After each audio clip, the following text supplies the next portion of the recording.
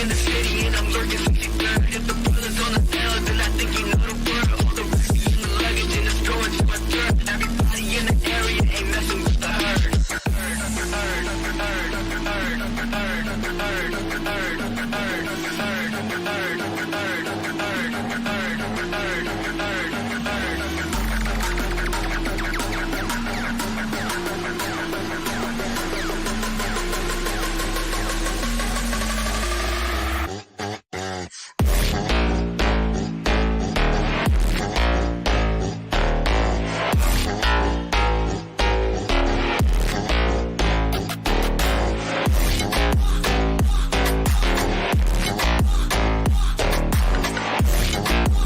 I just got three things to say. God bless our troops. God bless America. And gentlemen, start your engine!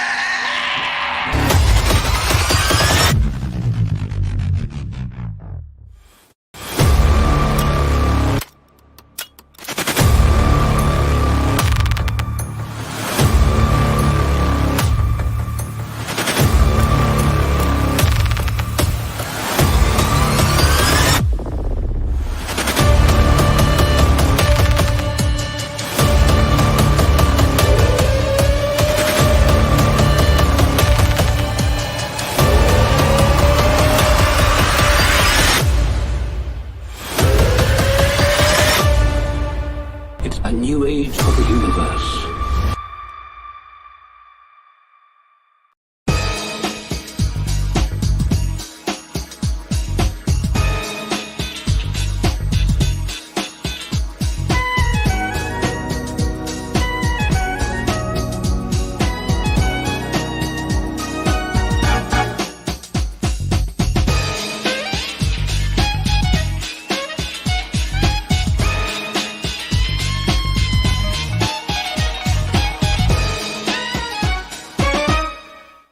In the stores, you tell me who flop, who cop the blue drop, who jewels got pops, who mostly Dolce down to the blue top. The same old pimp, Mace, you know ain't nothing changed but my limp. Can't stop till I see my name on the blimp. Guarantee a million shells full of double up. You don't believe in Harlem World, nigga, double up. We don't play around, it's a bet, lay it down. Niggas didn't know me 91, bet they know me now. I'm the young Harlem nigga with the gold sound. Hold down, cool up. Stay home, stay a little blood like Woody. Yeah, I was. Hold on. Yeah.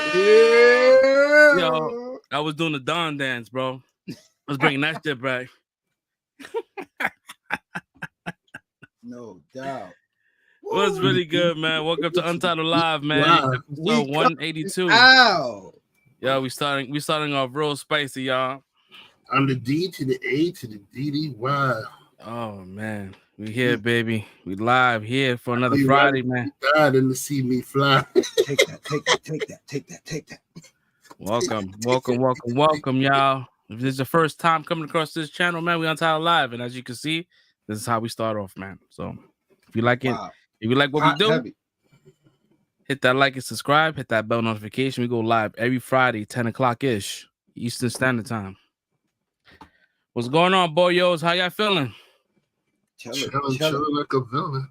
How's y'all week, man? Better than Diddy's.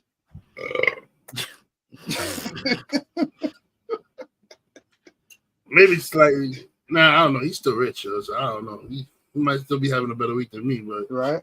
But yeah, definitely I don't want the city problems. So he wasn't lying. We talking about more money, more problems. Facts. Coming for feds knocking that door. The parties. Oof. Knocking at both all the doors, man. 2 homes got raided. Both of them got raided. Secret rooms, all that. Tracking planes during the week. Shit's Bro, my man said he had a hidden camera in every room, bro, and that's confirmed. So if you went to those parties and you was fucking in those rooms, bro, they got you, cuz. They got you. All that weird shit, that shit's gonna be playing in court. It's only a matter of time. Oh man. I don't know, man. it's fucked up, man, because it's like, damn, you know, we all kind of like. I mean, when I heard the news, I was like, I mean, I wasn't super surprised, but I also was like, damn, bro, they went hard, yo. For them to like to do that raid shit, that means they had like something like They got you, guys. they have something. They just Mhm. don't do that shit because you don't do that to like a multi-millionaire like that. He got lawyers for days, bro. So for them to do that, there's like, yo, we got him. They got 90. They got 90% of this shit locked down. They just need the electronics. That's the last Diddy's in the Billy 10% Club. they need. Diddy's a billionaire? Yeah, he's a billionaire. Diddy's in the Billy Club. Long. He sold. I mean, he's probably like $1 billion, like non-liquid, right? Because he sold all his assets. Yeah. A lot of his assets. He sold. I think Revolt Revolt done. Yeah, Revolt done. The liquor company done. Like, yeah. He probably sold Ciroc, but I know Ciroc ever be done. That's the most popular. Nah, people buy in the club. Ciroc was already moving away from him. Yep.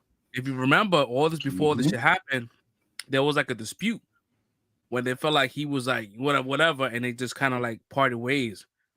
And then the Cassie shit happened right after that shit. And once the Cassie shit happened,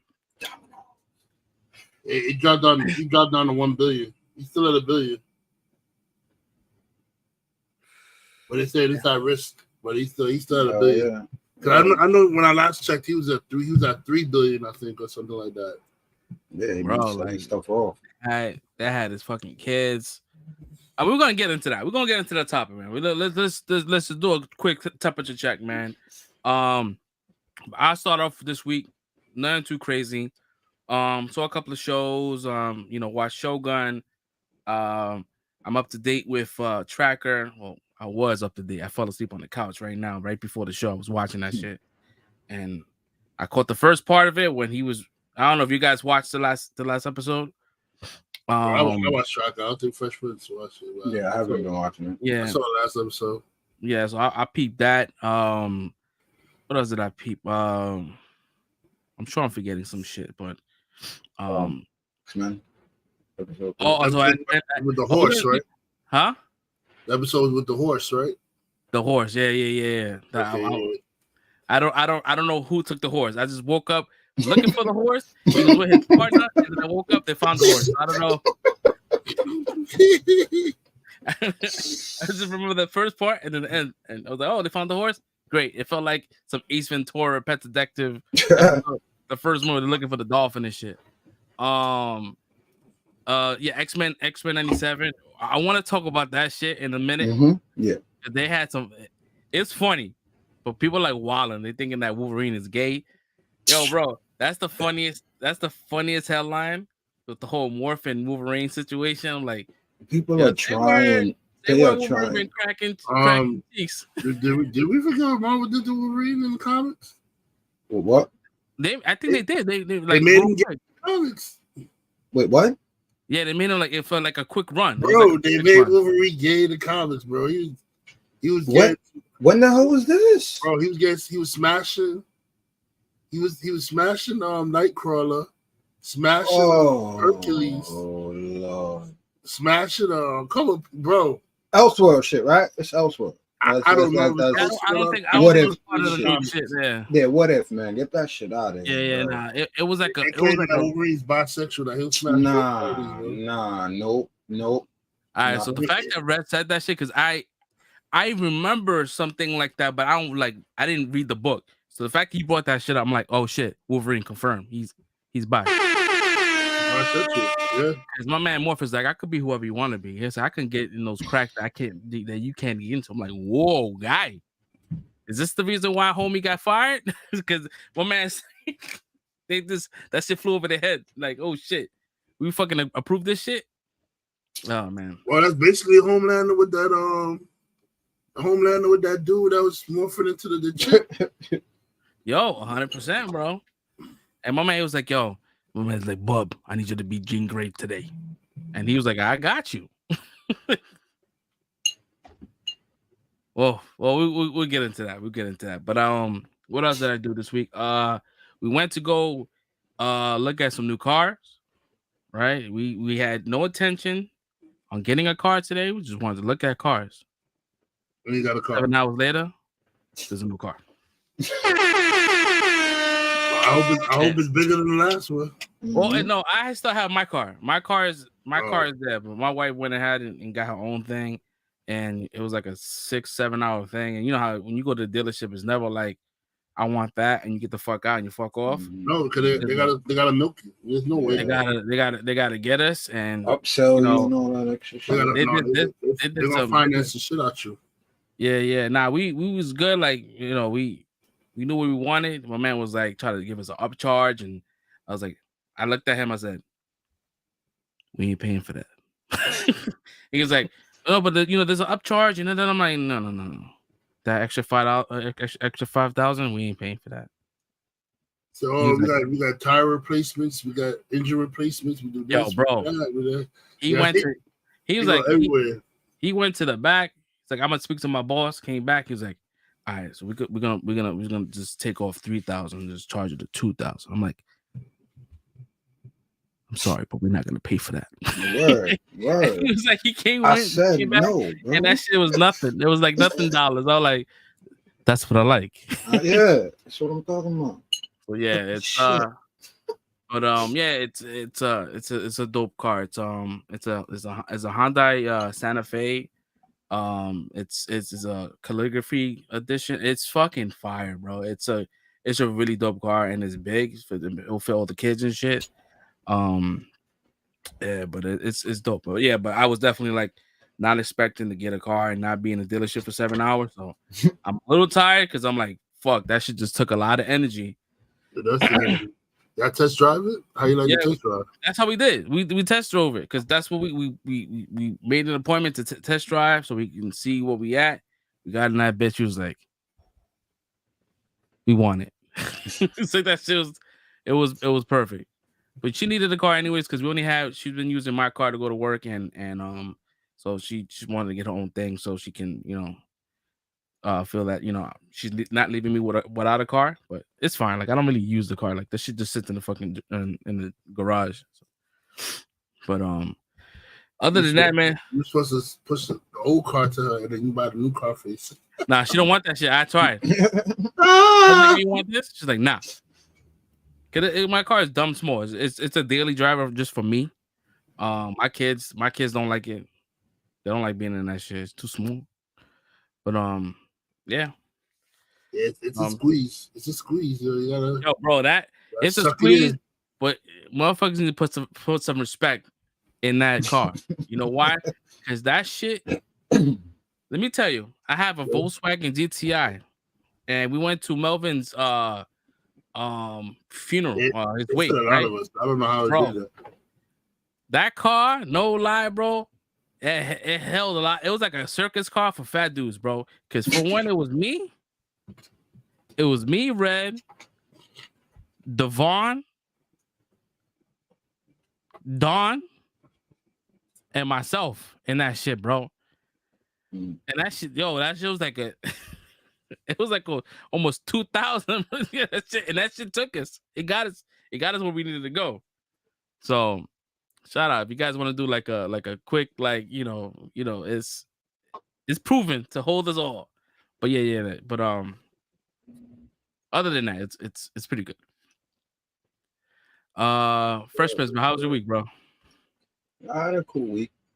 It's pretty average regular shit. So I think, like I said, I watched X-Men. I have been watching It's Always Sunny in Philadelphia. Started that up this weekend. It's just crazy, bro. These people are idiots. This show is crazy. It's dark humor, dry humor. I'm on 4 right now. So you already saw the Israel shit, the Israel episode. Oh yeah, the dude. Yeah, when they blew up the warehouse, bro. By the end yo. Full disclosure, bro. That shit talks about like real world shit that's happening now. That shit was like 12 years ago. Shit. Yeah, and it makes perfect sense with what's going on with the conflict out there.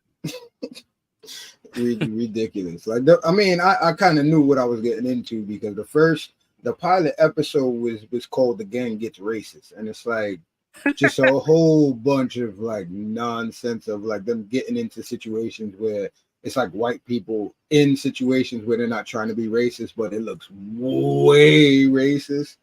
And the whole episode is like that. It's just crazy. It was a matter of fact, it's a part they was about to walk to the to the cafe. So Charlie Day had a crush on the waitress. So they talking about the stories that this black dude was telling them the night before. So they going over there. He was like, yeah, we need to get him to be the promoter for the bar. Like, you heard what he was saying. There was niggas hanging from the rafters. And then Shorty walked out right as he said that. She was like, oh, wow, Hitler much? All right. Like, he's like, no, just quote my black friend. Like, oh, it was like just so much. This show is just so much of that. And a lot of memes from back in the days. Now you can see like where the memes came from with the fucking what's that, the Pepe? What was the guy? It was like a fake employee, and it was like he found the letter. They didn't know that they was terminated the whole time. Did you see that episode? I don't think I got to that yet. Yo, bro, that shit is fucking. I mean, when you get there, we'll talk about it. So, but it's mad funny. There's like they work in the mailroom or some shit, and they didn't know they was fired the whole entire time, but they've been fired for mad long. Yeah, no, I didn't see that. This is mad funny. Well, no, it's a lot of them like that. I just came across the fourth. I just started the fourth episode. So the first episode of the fourth season, is like manhunters, and there's this character Rickety Cricket that I won't go into, but then he comes back in, and then they start literally hunting this dude, like, and it's just. This dude like busts a corner and then hits some parkour shit. I'm like, nah, it's crazy. This show is insane, man. They eating human meat, or they thought they was eating human meat. It's just, and Danny DeVito, this is the best role like he could have been in. Shout out to Danny DeVito, man. Like this show really proves to people that don't know about him how much of a like icon this dude is. He's hilarious on the show. But yeah, that Brooklyn Nine-Nine I'm still watching, and that's about it. Just a couple of old stuff. I haven't really. I did actually watch that I never seen before. I watched the Book of Clarence, and I kind of enjoyed that. It was a lot of people. Yeah, it was a lot of people complaining about it, satanic, this and that. I mean, I guess if you want to like really dive into it, but I didn't hear satanic. I heard more blasphemous than satanic. I didn't see it as either or, to be honest. Like, or maybe I just took what I got out of it, and but I enjoyed it, man. Did you guys see it? Because I don't want. No, I haven't seen it. I was looking to see it because I know it was out on digital when it was just in theaters. Remember right. No, yeah, I remember Red seeing it. I just didn't know if Fresh on it too. So I won't spoil. Nah, you can get into it. I don't care. I mean, I still rather not, because I feel like it's a good movie, and I think it will be a good talking piece once we all see it. But at the end of the day, there's Red seen it, so Red knows what I'm talking about. But there's a joke, I guess you could call it a joke, and it comes back into play like at the end of the movie with a certain character that everybody knows, a certain actor that everybody knows, and when he comes back into the play and how they like just maneuver that into the plot line of the story, I'm like, yo, this shit was like one of the greatest jokes I've ever seen. Ever, I think, in a movie, because like it's in your face from the beginning, but you don't pay it no mind, and then it comes back in the end, and what they were trying to do with the movie, I'm like, nah, this is hilarious. And again, that's why I don't want to specifically say who the actor or the character is, because it's like it caught me, and I was like, that was a great joke. They wrote that perfectly. I was gonna refresh my memory because it's been a while since I've seen it, so. So there's a character that you run into as soon as the movie starts, and then there's a couple of times when he's in it during the movie, but again, he's not anybody that's really participating in the main story. It's just an ancillary character that's there, and then they bring him back into the movie, and so you can remember he's in the final scene with Clarence when she. Oh, you talking about what are you talking about? Okay, yeah, I didn't want to say who it is, but. Bro, just say it, bro. The Fresh is not going to see no time soon. So just all right, fuck it. All right. So there's a running joke where like there's a bum that they have in the city. And from the beginning of the movie, he almost gets run over. There's like a chariot race, but it's almost like symbolic. Like you can watch this movie, it's like back in the days, but it also like correlates to shit that's going on in current day. So it's almost like it almost seems like they stole a car to me. Like that's how it came off to me in the beginning. But they're in a chariot race and they're going off, and then it's him and his boy, Clarence and his boy, in one chariot of horses. And then they racing against Mary Magdalene, who is Tiana Taylor. So it's like they're racing, and then there's a bum there. They're like, yo, get out the way. And they're like, yo, don't hit him, don't run him over, or whatever. And then they avoid him. And then because of that, they lose the race, or they get caught by some gypsies or whatever. So that's how the story starts off, with his bad luck or whatever. But it all started with them avoiding the bum and shit. And then later on, the bum is there randomly in the movie, like asking for change. Nobody, they just play him along, whatever. Dude is dirty, all black and shit, whatever. He's just grungy. Like how you see a bum in the street, you don't really want to look at him too long, pay attention, you just keep him moving. So they keep doing it like that throughout the movie. But by the end of the movie, like Jesus comes across this dude and just blesses him to whereas money is just like coming out of his hands. Like he's just like change is just coming out of his hands. So he goes and gets a makeover. They clean him, cuts his hair or whatever. And then it's Benedict Cumberbatch, bro, the whole time. And I did not know that was him. And the whole time it was him, and they clean him up and he comes out. But when he comes out clean and with the makeover, he looks just like Jesus Christ, like the white Jesus Christ. Jesus. He looks like white Jesus. But in the whole movie, Jesus is black. So it's like, this is the joke of why we think Jesus is white, because like this dude comes along randomly and people start thinking he's the Messiah. And then he ends up getting crucified at the end of the movie because they think that he's Jesus, that he's the Messiah. And I'm just like, yo, that was the funniest shit I've ever seen, because you didn't pay no mind to it and it was there the whole time, but you don't pay attention. And I'm like, that was great, right? That was a great joke, bro. But it's when they do it like the crucifixion and stuff. They do it just how it's like seen in the paintings, like they freeze frame. Yeah. So like how it looks like in the paintings and stuff. Bro, it's just, bro, yo, that movie was a troll, bro. That movie was a troll. Like I enjoyed it. Like when he pretended the whole movie, he's pretending to be the Messiah. So when he gets caught, he's like, "Nah, I ain't the Messiah. I'm not the Messiah." So dude's like, "All right, if you walk in this water, if you fall in the water, you good. If you walk across there, you know, you're the Messiah." So he goes, bet I can do this. So he's walking. He think he's gonna fall in the water, yo. Nah, God got a trick for his ass, bro. Bro walked across the water, yo. He's like, what the fuck is going on? He said, "See, if you had fell in, I would have let you go." Word, I ain't gonna lie, I would have let you out, but since you woke up, now we gotta crucify you. Yup. Nah, the movie's great. It's I found it decent, bro. I didn't hate it. But I can see why somebody who's like a thumper is gonna hate on it. But like in reality, there were people pretending to be Jesus back in Jesus' time. That's why it was so hard to believe that he was the Messiah and everything like that, because there were other people pretending to be him, like false prophets at the time. Yeah, right. There was other people pretending to be him. There were false messiahs and everything. It wasn't a sin to call yourself the Messiah. Like the reason when Jesus got crucified, it wasn't an issue to call yourself the Messiah.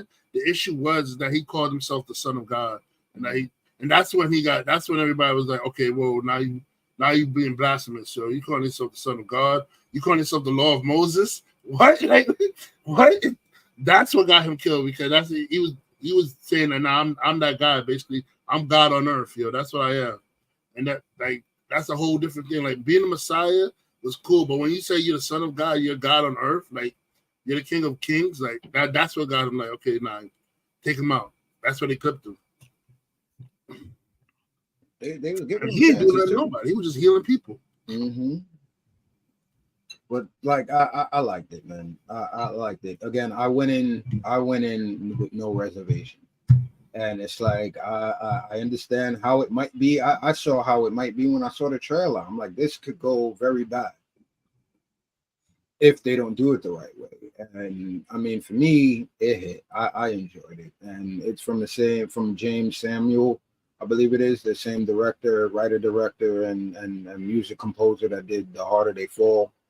That came out a while back. Yeah, so it's like for anybody that enjoyed that, it's the same vibe and tone as that, just a different story. But he said when he did Harder Day Fall, the guy, he said when they did Harder Day Fall, he already knew he wanted to do the Book of Clarence, and that he wanted Lateef Stanfield to do it. Like it took Lateef some time to do it because Lateef is he's a heavy Christian. Like he didn't want to like come off disrespectful to like Jesus and the Lord. So that's why he said he took him a while to like decide to do the role, because then he had to like pray on it, and he said like he realized that, you know, there were false messiahs back then, and he felt like he's not disrespecting Jesus by telling the story, you know, by like about somebody just pretending to be Jesus, which was happening back then. So and a lot of it makes sense if you like watching the movie, the storyline that they had. He's not pretending to be Jesus. Like my man's just like, all right, I could do that too. And then they just started doing it.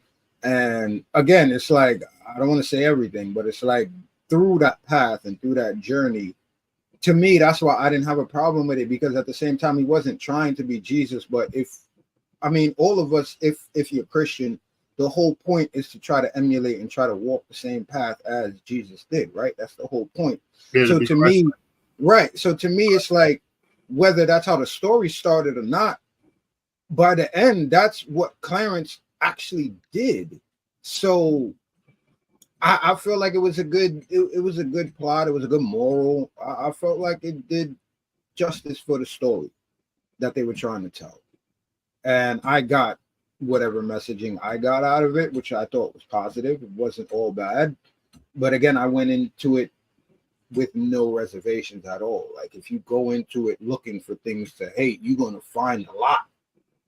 But if you just keep that's what anything, you're going looking to hate.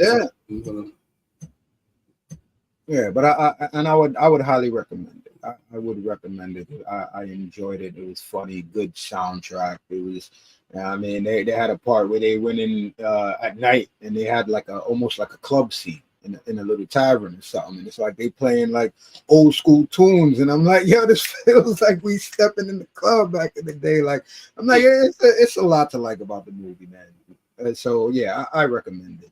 If you are highly religious, then I would say probably stay away from it, because you're going to find a lot of stuff to dislike about it. But if you can go in there with an open mind, I think you would be highly entertained and get some type of message. It's going there with a sense of humor. Yeah. But yeah, how about you, Red? Because that was pretty much all I did this week. How was your week, brother? My week was a week, man. It was something. It was weekend. The week was definitely weekend. Still applying for work, but I had some interviews. I got interviewed by Mattel for the American Girl store that's on like Fifth Avenue or something like that. Got interviewed by them. See how that's going. Fingers crossed. I had my child paternity case this week too. Fresh didn't know about that. She lost. What? Well, congratulations, brother.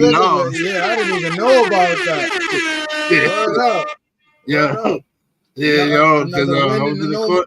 Another win in the no man column. Yeah, man. Yo, listen, man. From the last one, the lawyers and stuff was like, yo.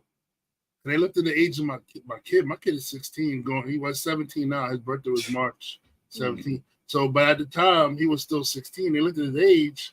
And it was like, 16? Why are we here? Like, exactly. That's basically what it was saying. Like, why are we here? So it was like, so she couldn't come up with no good reason of like whatever. So then they asked my son's lawyer, because when you go to child's like custody hearing, your kid get a lawyer too. If you have legal aid, your kid gets a legal aid too, or whatever. So they talked to my son's lawyer. My son's lawyer, like, well, my client says that he has a loving relationship with his father. He likes things the way they are. He sees no issues of why they can't work things out, and he want everything to stay status quo. And I was like, and then my lawyer said my client says the same thing too. He wants everything status quo. Because where a lot of people fail though is like when the mother goes for like sole custody, the father try to get sole custody. They counter back by going for sole custody too, and that's where you're gonna fail because the court is not gonna take away most of the time. They're not gonna take away sole custody from the mother unless she's like really terrible mother, or whatever like that. They're not gonna do that. The way you counter it, you gotta go back in there. You gotta say like, yo, I want joint custody to continue. If you say you want joint custody to continue, they're gonna if you're not like a deadbeat, well, even if you're not alcoholic, if you're not a drug addict, if you're not having criminal issues, and you on up and up, you're good, your child is not being abused by you, whatever like that, if you have a good relationship with your kid, they're not gonna take away your custody and give her sole custody.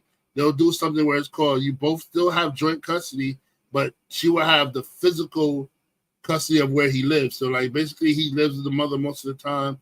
She has physical custody, and you will continue joint custody, but you will get like visitation days or whatever like that. So basically you don't lose your custody rights. Your custody rights stay the same. Most people mess up, they go for the sole custody, they lose, she gets sole custody, and you get visitation where now she can do whatever she wants with the kid, and you have no say. You just get to visit the kid or whatever like that.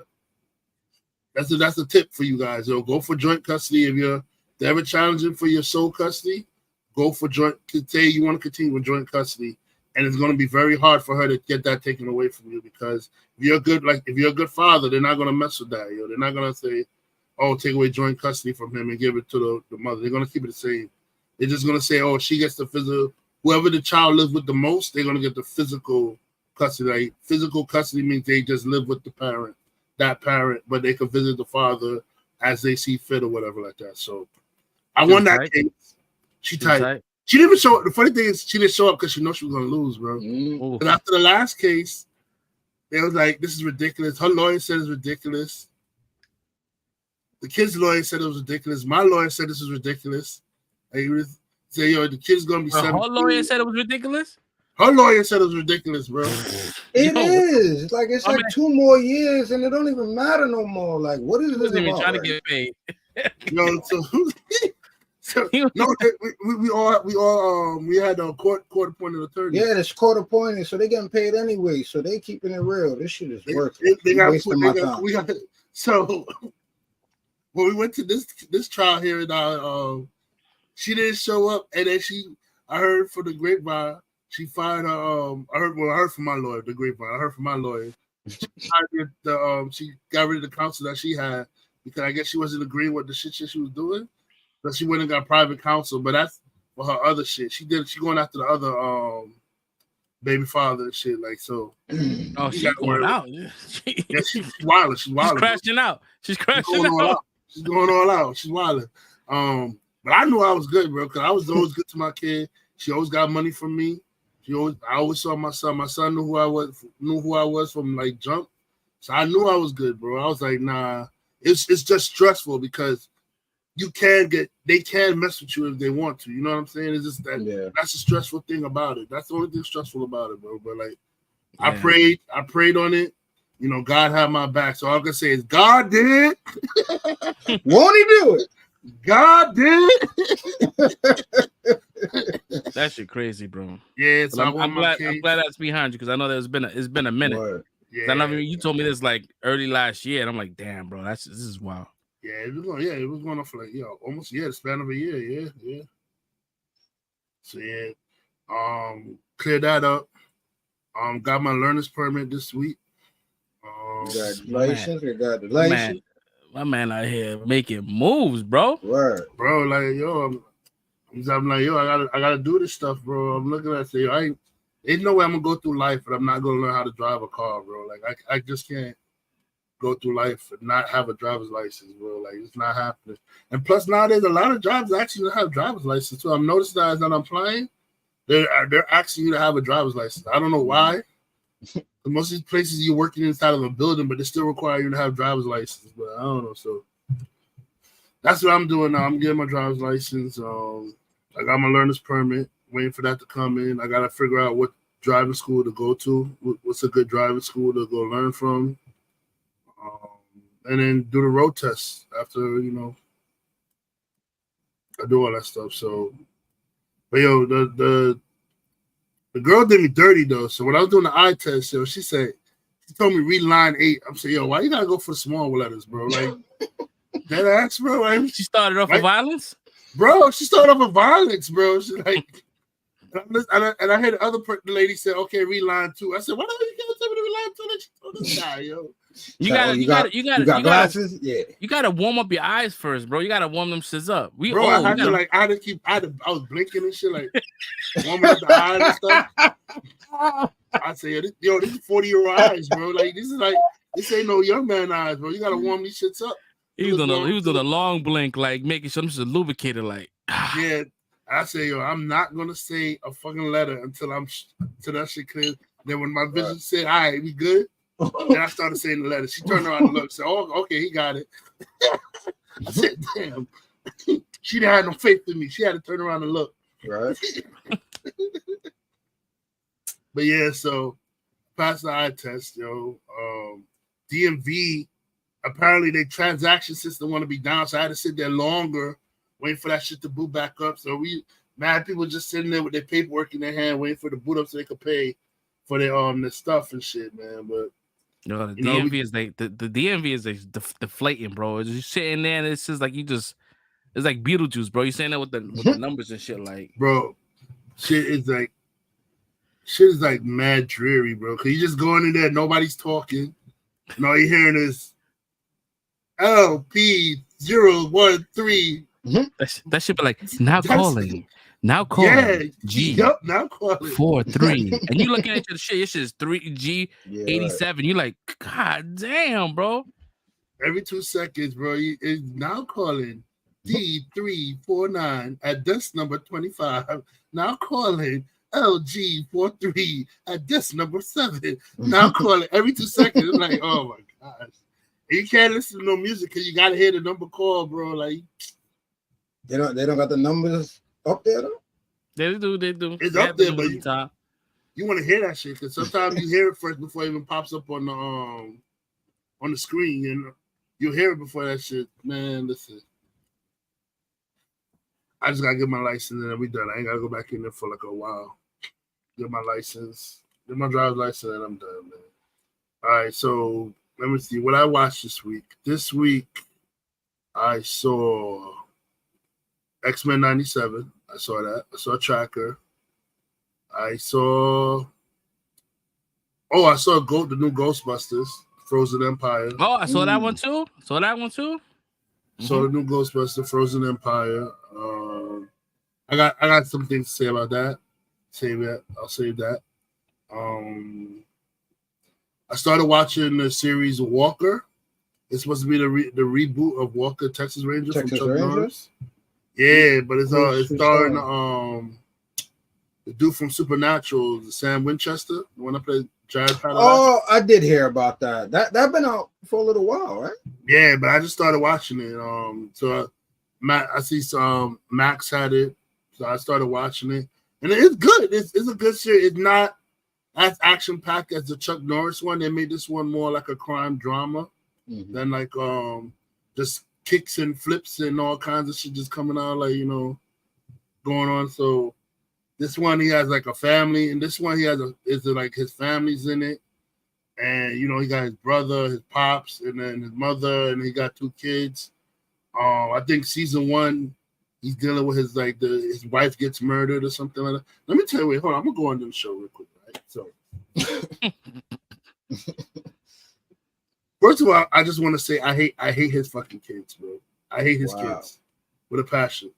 His kids, he said, I loathe them, bro. Like they annoy the living shit out of me, and I never thought I would say this about kids, but those kids annoy the living shit out of me, bro. Like, How old are they? they're like teenagers. So the daughter is like, I know now she's like graduating from high school, going to college or whatever like that. And the other kid is like a junior or something, like a sophomore. So I think maybe she was a junior when it's first season there, she's a junior, he's a sophomore. And then the second season, she's a senior and he's a junior or whatever. Like, no. Bullshit. He's a freshman, she's a junior, he's a freshman. And then when she's a senior, he's a sophomore. And then when she leaves the school, he becomes a junior. But they're assholes. And I'm gonna tell you why they're assholes, yo. The first season, their mom got killed, right?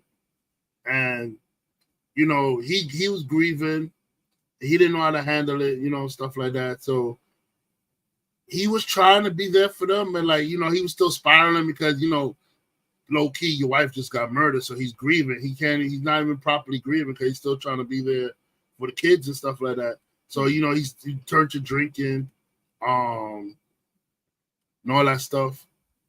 So he's spiraling. So he said, you know what, I gotta go. I'm gonna go do this undercover rig thing. He had the grandparents watch the kids while he goes undercover and do all the shit, right? They come back. The daughter's being a bitch towards him, saying, "Oh, he abandoned us" or some shit like that. And like the other kid is cool. Okay, the son's not being annoying at this point. He's being cool somewhat at this point. But the daughter's the one acting up. So she getting in trouble with the law. She's doing all kinds of stupid shit.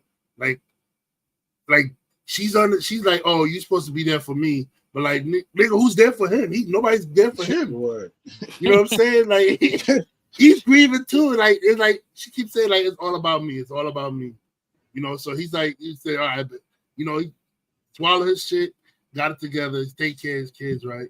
Season 2 come along.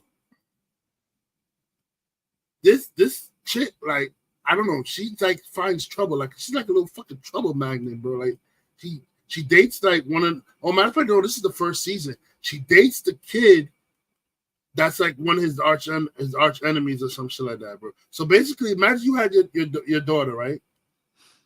Every nigga you hate, she's in love with their son.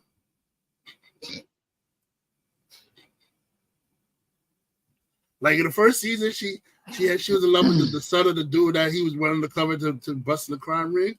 She fell in love with that son.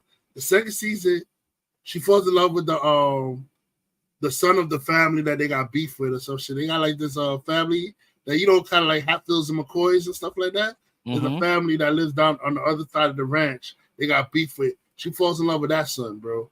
Like basically anybody you got beef with, she falls in love with. And then she goes and she does these stupid things that gets them in trouble. Like, oh, the nigga that was missing, she went and said, she went to the bro. He does stupid things. So the dude was missing, right? He was he got grabbed. They all looking for him. She goes to the Rangers HQ, said, "Oh, I want to help find my dad." He's like, "There's nothing you could do, you know, just go home, be with the family." She said, "Well, if you don't help me, I'm gonna go start looking in every alley and knock on every door until I find him." The guy's like, all right, cool. Listen. Man the phone lines, get the information, whatever information you get, pass it to a ranger, right? She goes, pick up the phone line, somebody calls. First person said, "Oh yeah, I know about the missing ranger," whatever like that. She said, "Oh, what can you tell me?" She said, "Oh, is there reward money or something?" She's like, "What?" Said, "Well, I feel like for a ranger, there gotta be some kind of reward money." So she's like, she lies and say, "Yes, there's a reward." So I guess they cut it off there. You don't know. You just see her rummaging through the house, like looking for money, grabbing mad dollar bills, putting them together and shit. The brother comes in like, "What's going on?"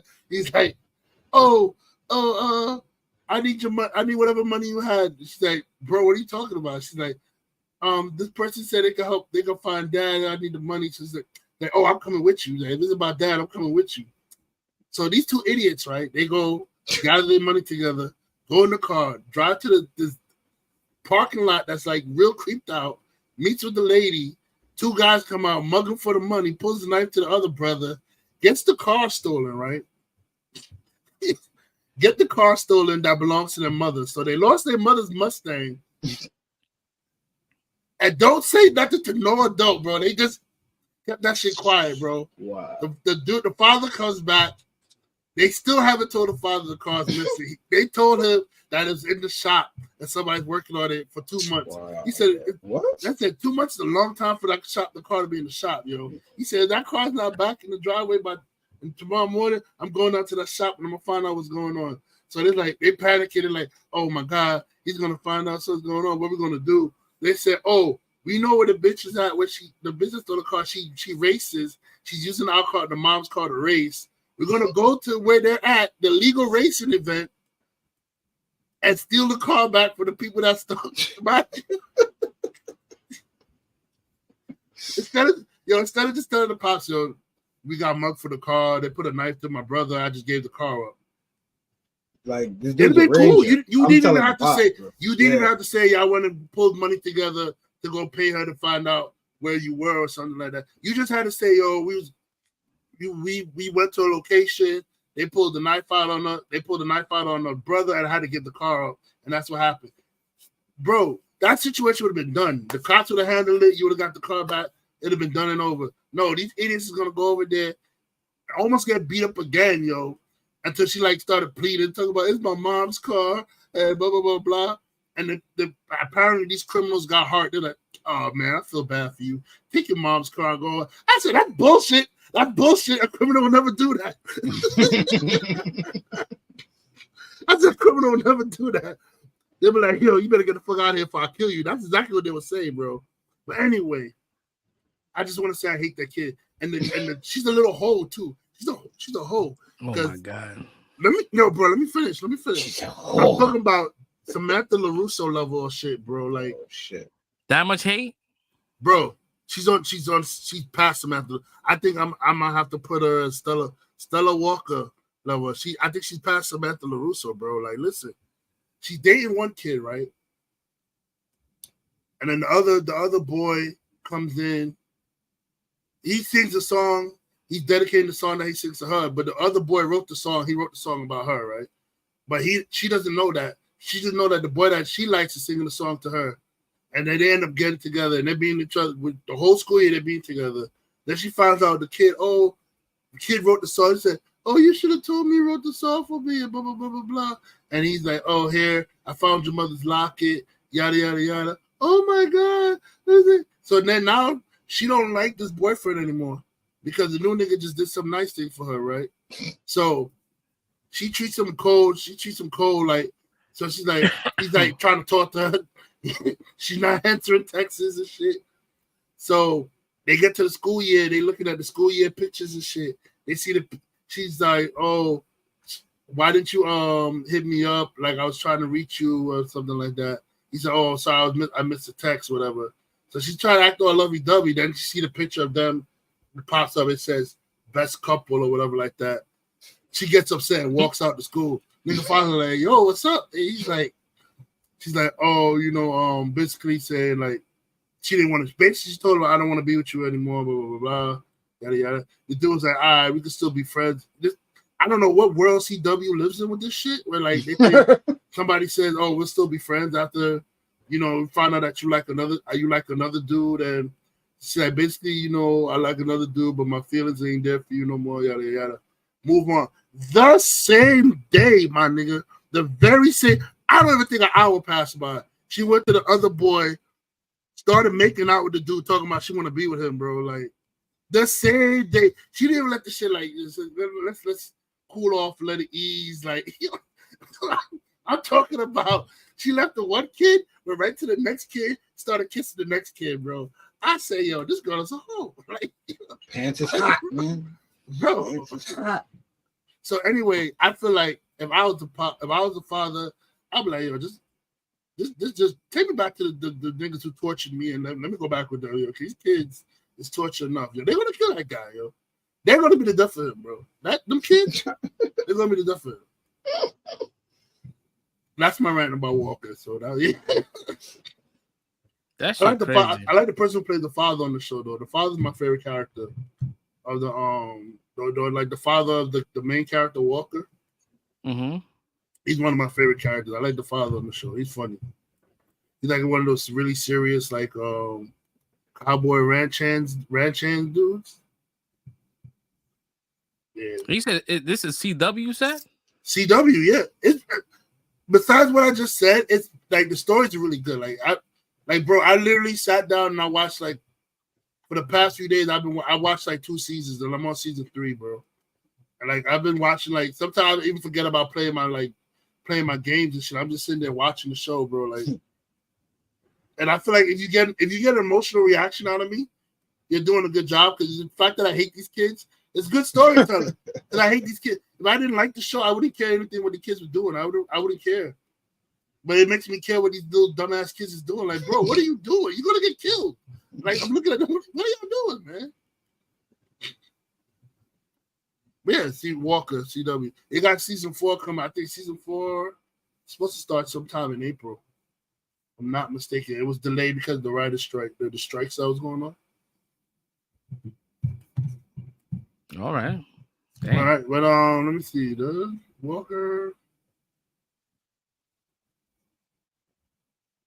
Yeah, that's my week. I don't remember doing anything else.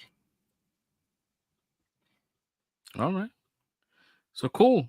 Before we get into like the Diddy shit, we're gonna hold off on that.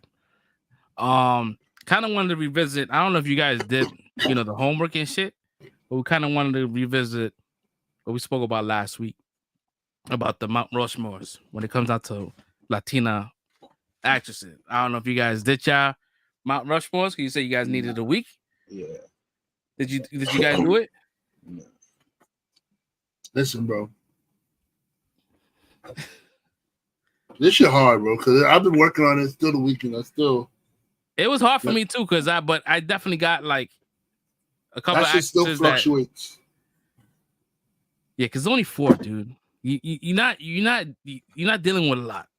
That's not a lot of wiggle room. Like it's just like not a lot of wiggle room, and that shit fluctuates. And then when you start thinking about one Latina, and then you move on, and then you start thinking on, and then you're like, damn, but she's bad too. And damn, but she was bad. And I had to like really think. I'm like, yo, is that my list, man? I feel like that's it's not. I'm right. like, do we have a criteria for this? Is it just looks? Or are we going by like looks and talent? Yeah, maybe that help us narrow. Yeah, we might have to narrow this shit down. My shit right now is probably like just like overall just looks, because like these are like crushes. Like these are like, you know what I mean? But I think the ladies that I chose are pretty good too, as far as actresses. But I guess I could start. Yeah, you solidified. So yeah, go ahead. So first has not changed. Salma Hayek. That's what we're all in agreement on. All right. Oh, that's why Stinky's missing. He knew this was coming up. He didn't want to make a list. He didn't want to make a list. He remembers the George Clooney debacle. Yo. My man be resetting when it comes down to these fucking lists, yo. My second choice, I'm gonna have to, get real Hispanic with this shit and be like Zoe Saldana. Saldana hit it with the onion and the onion. That's my second. And this is I'm going vintage, guys. Because I had to really go into like the Rolodex of what I watched these shows only for them, and I was watching because off the strength of like my grandmother. She used to watch these novellas and shit. Mm-hmm. And this individual right here, her name is Thalia. She's a novella from the 90s. She's like Maria de Barrio. If you know, you know. So that's my number. I don't know. So you said Thalia? Thalia. And my fourth one is another classic, but she was also in the movie Recent too. Her name is Kate Del Castillo. She's an actress? Yes, she's an actress. Mm-hmm. Oh. She's bad. That's good. Mexican? Yeah. So I got Kate Del Castillo, and that is she was actually in Bad Boys for Life, and she was like the mom of But back in the days, even then she was still the Bruja. Yeah, the Bruja.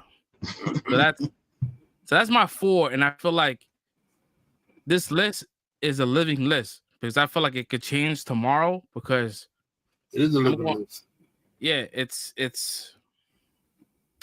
you can go based on like the prime version of themselves. Like if I was to say like 90s, I would say J-Lo could be in there because J-Lo was like she was my crush for a while in the 90s, but it kind of fell off. Like, but yeah, she didn't make the list. I don't think J-Lo's ever on my list. You said William Levy. Yeah, me neither. William Levy. Is that the motherfucker from fucking was a that's American Pie Dad, I think. But is that his son, or that's the father? Because I know it's not the father. Because I know the last name. It's Eugene Levy. Eugene Levy. Yeah, that's the father. My bad. Yeah. William Levy or not Eugene Levy's the one that has that show. Yeah, Schitt's Creek or whatever. Schitt's Creek. Yeah. I mean, it's whoever's in your list, bro. It doesn't matter. It's on the list. I mean, dude, our list it can be. But it's Hispanic women, bro. Where do we get a man's name from? I mean, that's his list. But it's still Latinos, though. But all right, cuz, do you? Yeah. How about where you stand right now, Fresh Prince? What's your list looking like right now?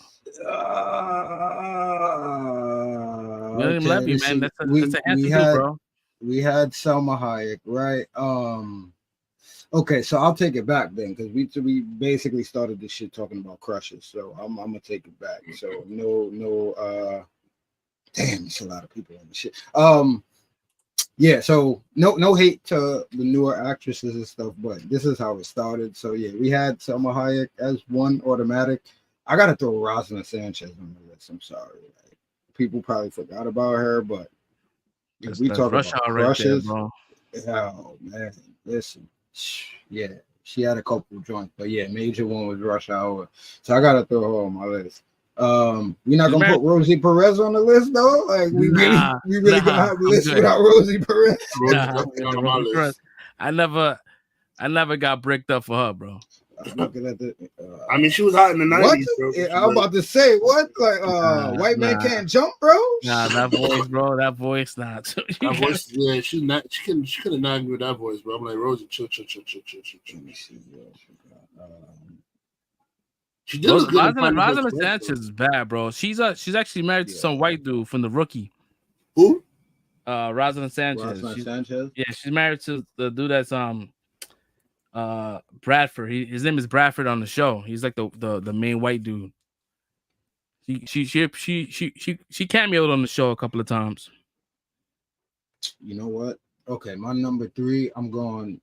Fuck it. I'm new shit. Ana de Armas. She's got to go on the fucking list, bro. That chick is bad. Okay. And your 4th? This is not everybody. Good thing Mount Rushmore was only 4 presidents, bro. just for right now, because we talking living list, and I'm not trying to take too ever. I'm just gonna throw Eva Longoria on my list. Fuck it. I think we haven't mentioned Eva Longoria. So what was your 4? Yeah. So Salma Hayek, Eva Longoria, Ana de Armas, and Rosalind Sanchez. That's just right now being on the spot. I don't want to take too much time, so I'll just throw it out there. Oh, it'll probably change by next week. Red, you good, Red? This got a lot of gaps, bro. Like, that's what I'm saying, bro. Looking on this shit is hard. It's a lot of new people they got on these joints, and yeah. So I'm just gonna go by like my heart. Who my heart will lean to more. That's what I'm gonna go by. So. Oh, I love somebody else. Nah, he's cut. That's it. Not cap. I'm done for now. My list don't change though. It's over. You said your 4. Oh my God, that's who I was looking for. That's exactly who I was looking for. It's set in stone. Once you moved on to me, your list got set in stone. It's frozen. Nah, like fuck that. I'm taking off Ava Longoria and I'm putting on Ava Mendez. I don't care what you say, bro. Ava Mendez. Frozen like the mountain. That side profile is crazy. I can't. Eva Mendez? Nah, she's Yep. fire, bro. Nah, that side profile is crazy. See, he said what I was gonna say, but now I don't want my list sounding like his, so now I'm gonna change. It's all good, just bro. No, ain't all good.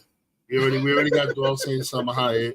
Your list is supposed to be set in stone because you passed it on to me, but now since you're gonna go steal my pick, I gotta go pick someone else. Yeah, I left. Yeah, see, it's all good. Right. So basically, Summer Hayek.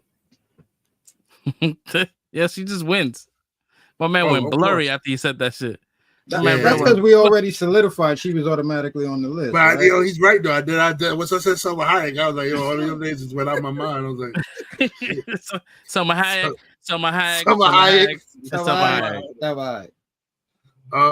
Okay, Summer Hayek. I'll say I'm gonna put Rosario Dawson up there because it'll be kind of disrespectful not that. Yep, and that's what I forgot. Yep, Rosario Dawson is gonna be up there. I'm gonna say Jessica Alba too, man. Like she's fire, bro. Like she's fire. Into the blue, Jessica Alba. Into the Blues, Sin City, wherever you want to call it, Jessica Alba. Oh, she's in there. She's in there. Jessica Alba's in there. Shit. The last one.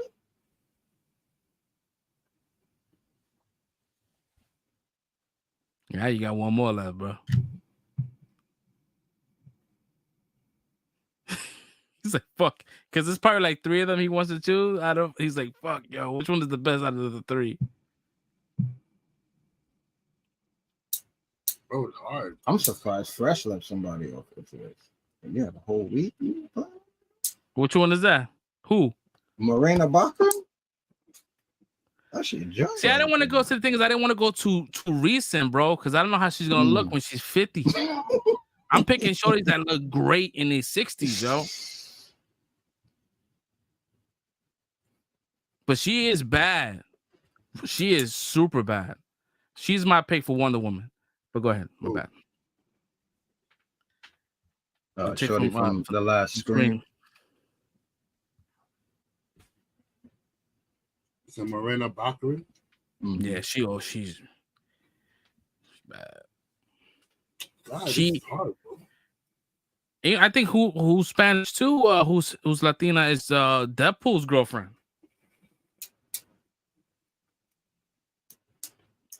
Yeah, my bad. That my bad. That's who I.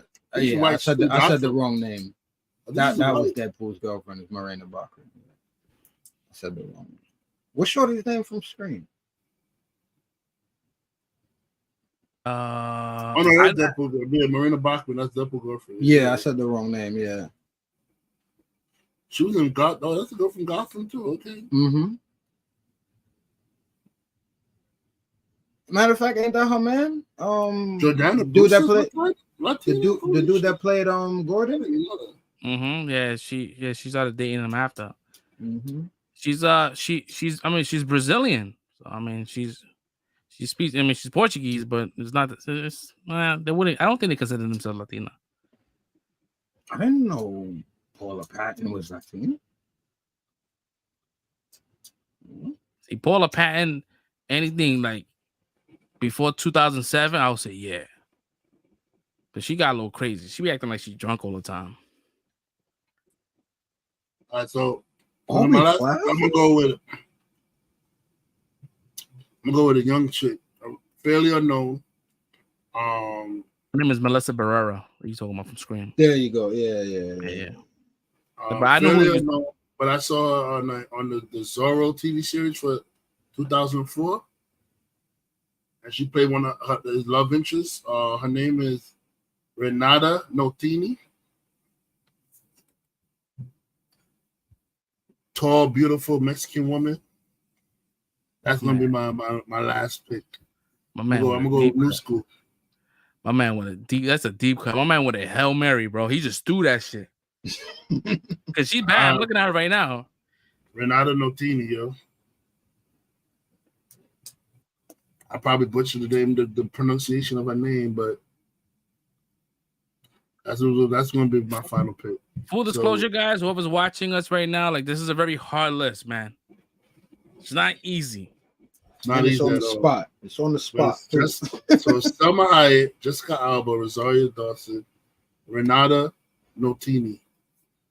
Next week, we're gonna do the Nubians, the Nubian queen, bro. Wait, what?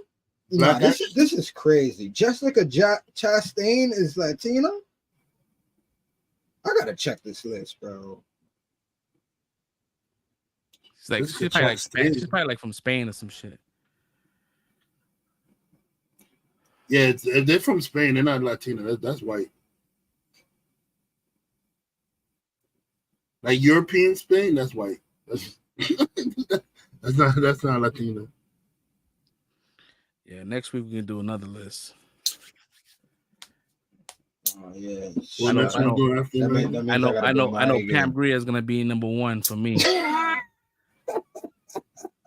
Pam Grier, bro. I'm that. Pam Grier. Pam Grier will be number one for me. Hold on, bro. You about to say, yo, Jamie Lee Curtis is Puerto Rican?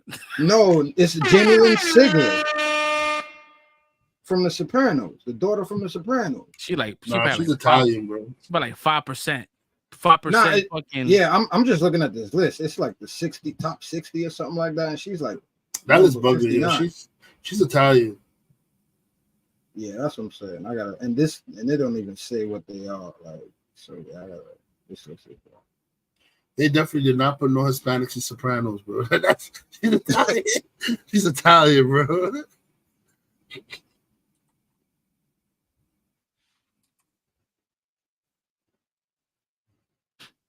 Shit, they got Pam Grier on the list too. Her mother's Cuban. There you go. Yeah. Jamie the single, yeah, her mother's Cuban. All right, shit. Look up Pam Grier too, because I'm laughing right now. Like, look up Pam Grier. Because this is putting me on to a whole lot of shit out of there. Pam Grier. Why? She's on the list, bro. She's number 65. Pam Grier Hispanic? Yeah, she's Hispanic. It says Hispanic, Chinese, Italian, Filipino. Yo. She's not even black? It makes sense. She black, yo. Yeah, it says black. Now she is, but she mixed with a whole bunch of other stuff too, apparently. Yeah, this is wild. Megan Good? Nah, I'm about to get off this list, bro. this shit is wild. Stacey Dash. Yeah, I don't see anything with saying Jessica Chastain is Hispanic, bro. Yeah, please look up that one, because that was the one I'm like, they said she's born in Sacramento, California, bro. She's white. What's her parents, though? She is.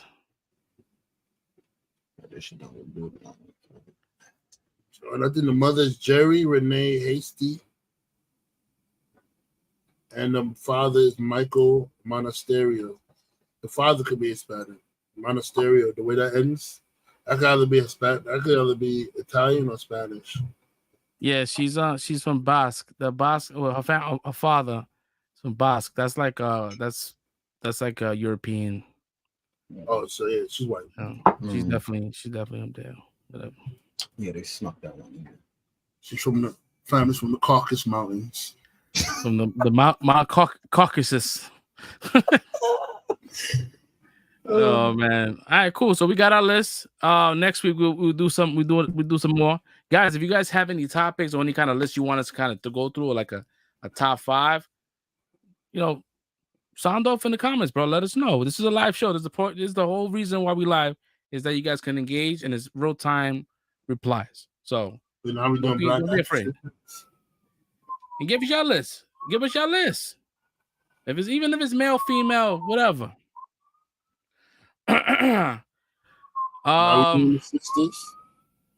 Doing this. What happened? And like you're doing the sisters. Next week we're doing the sisters. We're doing Nubian Queens. I know. That's right off the hard. rip. Vanessa Williams. Off rip. Vanessa Williams. Off rip. And there's no way she's coming off my mountain. She's just Summer Hayek. She's just solidified as Summer Hayek. Vanessa Williams, man.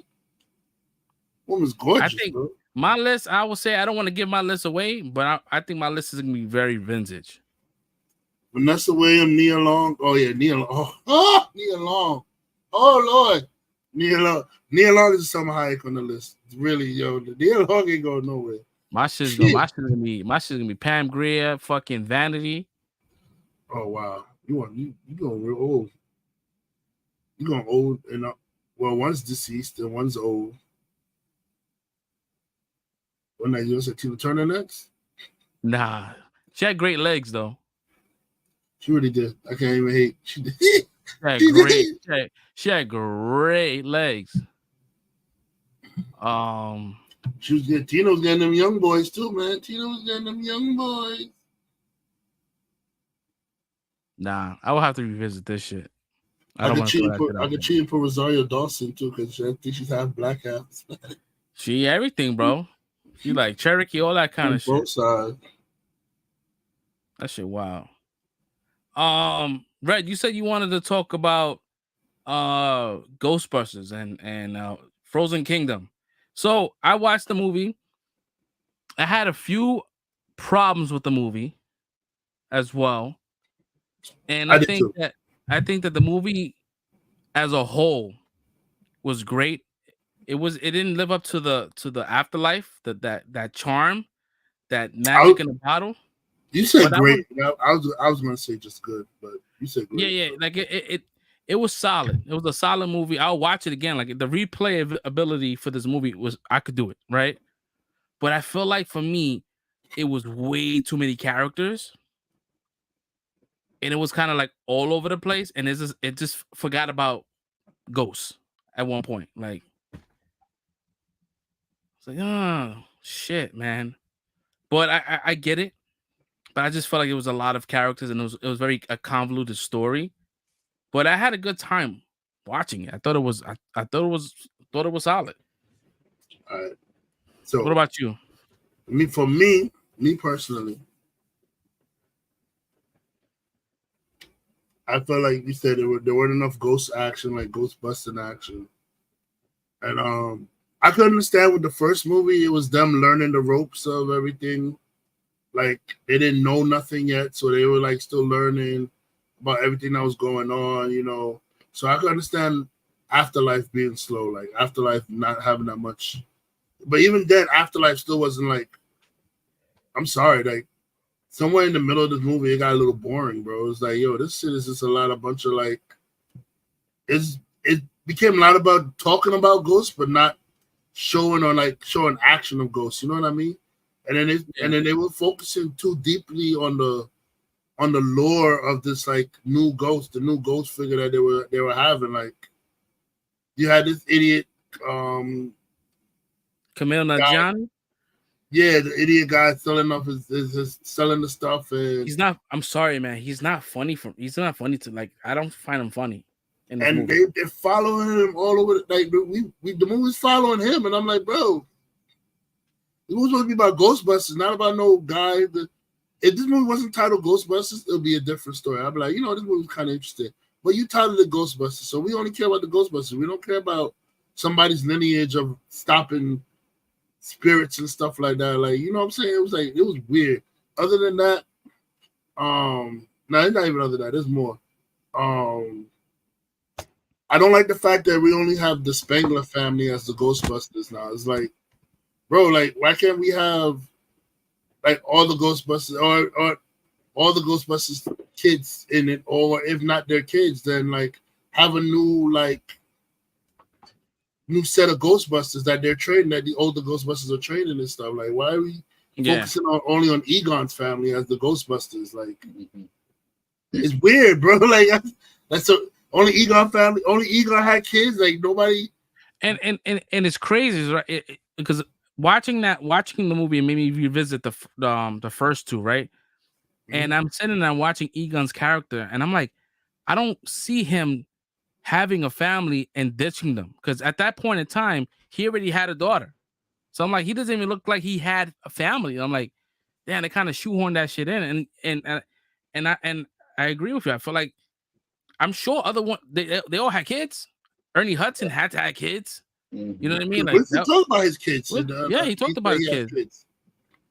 But like, yeah, I don't get it. They could have definitely. Hopefully, I think they are alluding to a third one, and hopefully they can not. I wouldn't say pivot away 100%, but like bring other characters in, right? Like since you could sunset at this point in time. I think we all satisfied of having the original Ghostbusters back, but I think we're okay for them not showing up again. You know what I mean? I don't think they're gonna show up again, because like even Winston was talking about like this supposed to be our sunset years. We're not supposed to be doing this. And like, yeah, like they could take if they do show up, they show up, but they take a back seat. You know what I mean? And let the new crew come in. That's what I feel like. It's like that's the next thing too. Is like how many times the original team's coming to bail out the new team? Because like the first thing when they were battling Doza, the original team came and bailed them out of that one, helped them out.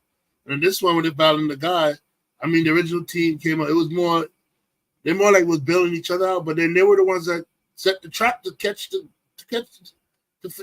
guy. You know what I mean? It's like the original team came back and they set up the stuff to like get him trapped up and stuff like that. So it's like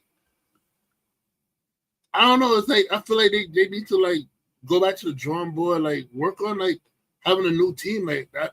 It's cool that you got Spangler's family in it, but like get the mom out of there, get the dad, get the. I actually like Paul Rudd though. I can't say get Paul Rudd was good. I mean, I like.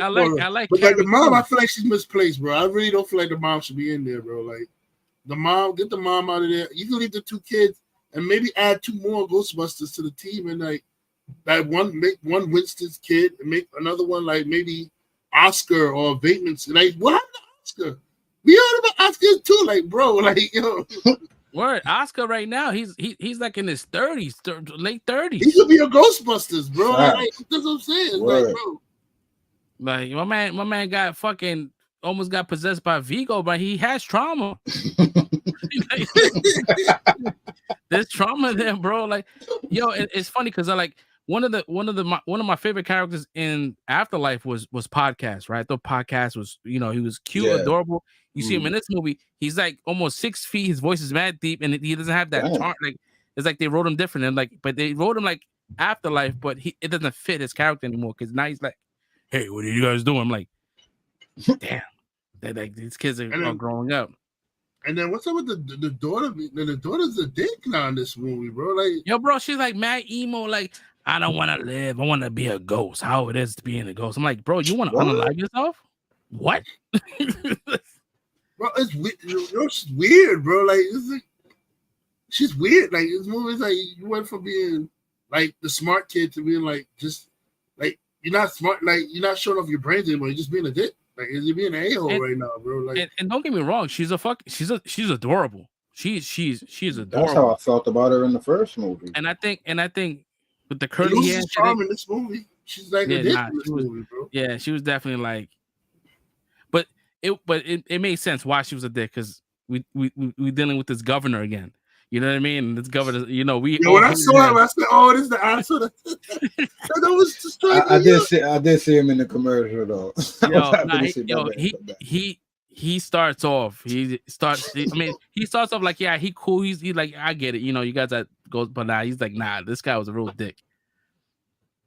But yeah, no, I enjoyed it. I think it was good. I don't know. It just I have those little gripes, like just very convoluted story. Me personally, characters. Sorry. Now go ahead. Me personally, I feel like you either give us the new core characters. If you don't give us new core characters, or reboot it and like give us a new Peter Venkman, new Egon, new Ray, new Winston. If you're gonna continue on with Ghostbusters, because I don't want to see just Egon kids like being the Ghostbusters, bro. Egon family being Like it's like they're all the same. Like it's not even like they're just blah. They're there. Like with Ghostbusters, the original thing, it was different personalities. You had Ray and Egon, who was like, well, Ray was like the occultist fanatic. Egon was the brains, the science guy.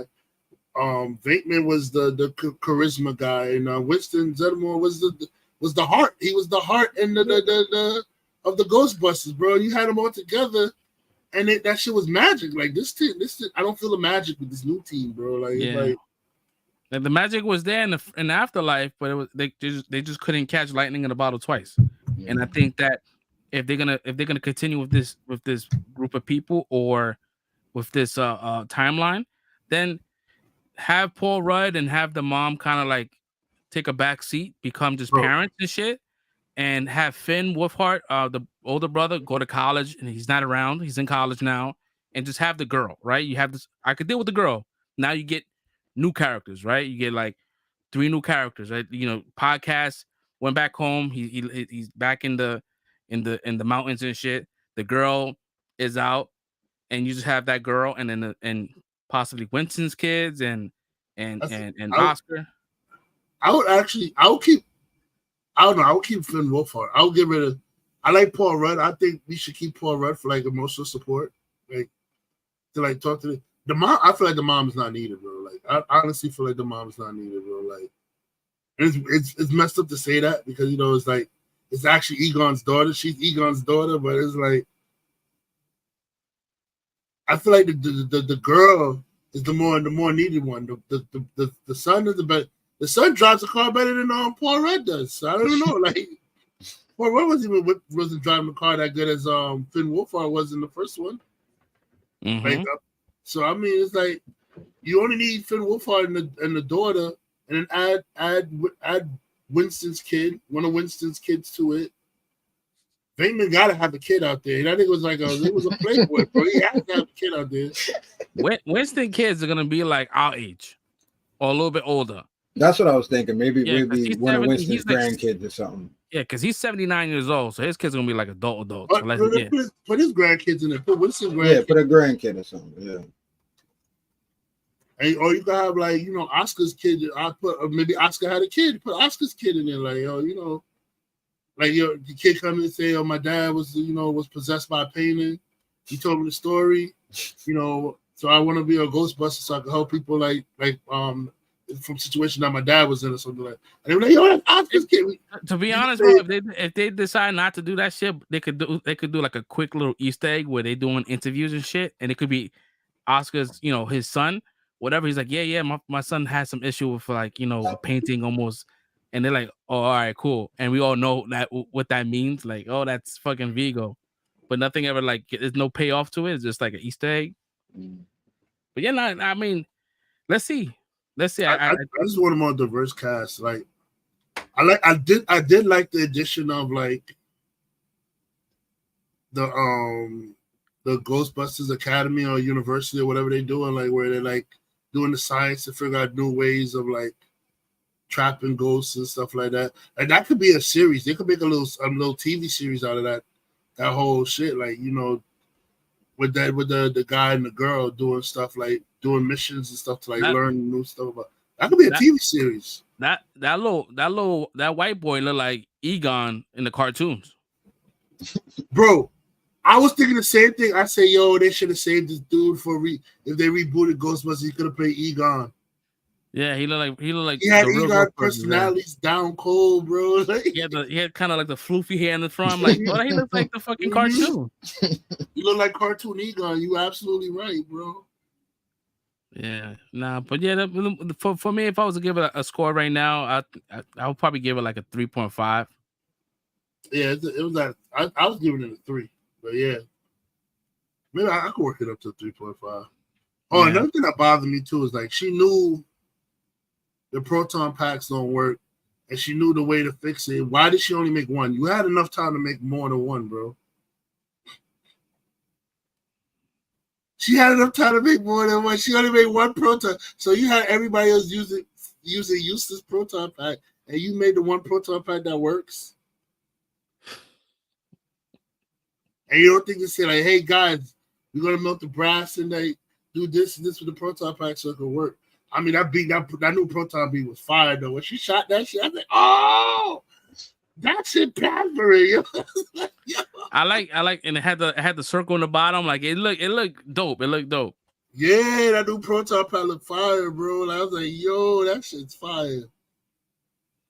But I think the movie itself didn't have the same. I mean, even though the director is not the same, but he was the writer from the last movie, and they kind of switched places. So now the writer from the last movie became the director, and the director became the writer.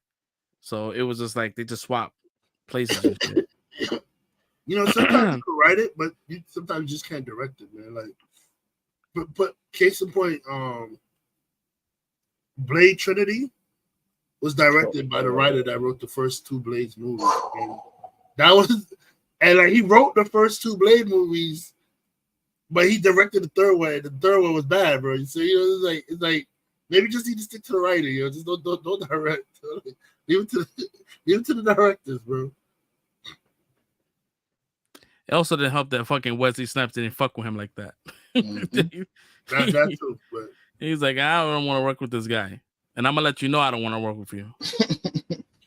Yeah, he was very. Like, Blade did look very unpleasant in that movie.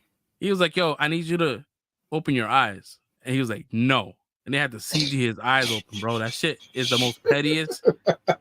That shit cost them like $5 million, bro. What scene? Bro, there was a part, right? You remember that shit, Fresh Prince, right? I remember hearing that. I don't remember what it was. Yeah, he was laying down. What scene? They told him to open his eyes and some shit. And he was like, "Nah, I ain't opening my eyes for the scene." And they had to CG his eyes open, bro. That shit is wild. Yeah, he was being very petty with that shit. But you know, that's what he wanted. I mean, he didn't like the way that the direction the movie was going. Mm-hmm. Yeah, because I heard like the stuff that the writer tried to implement in other movies that the director said, nah, it's not gonna work. It's not gonna be like entertaining, or like it's not gonna work. It's not gonna fit right. Like they cut it out. So he put it in the Trinity movie. Mm-hmm. So like basically like the whole blood farm thing where they had humans like in those little blood bags things and stuff, that shit. It was like, yeah, you don't think people are gonna notice that humans are missing or some shit like that? Like so like when they did the whole human farm shit with the blood, it like people, I'm looking at it and say, yeah, he should listen to the people. It wasn't a good look, yo. Oh, man. Yeah, look at this shit. Yeah, it's been a minute, but yeah. Yeah, You saw those fake ass eyes, bro?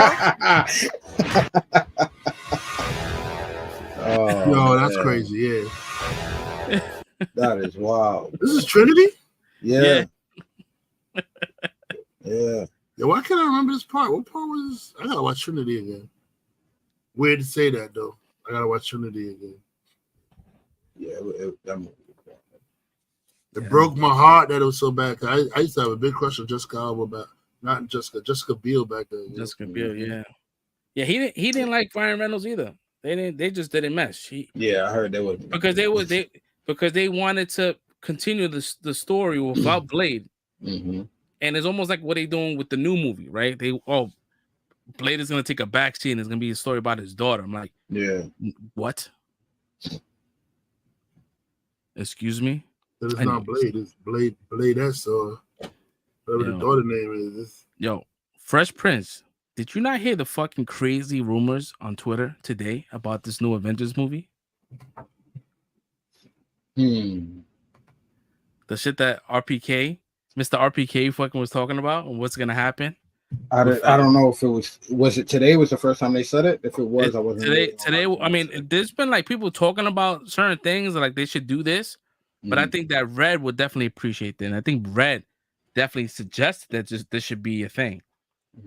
So it's been reported that the Kang Dynasty is gonna be possibly called Avengers versus X-Men.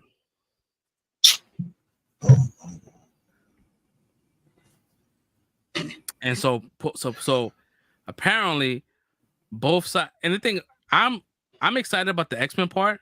The Avengers part, I'm like, who's the Avengers? Like the Avengers that like there's nobody that we know there's nobody other than Sam Wilson, right? So apparently both universes, they're from two different universes, and they're fighting to save their own universe. Okay, yeah. So all right. So they trying to fight each other to, I guess. So it's going to be the one. So they're going to use the Marvels. So they're basically going to use right.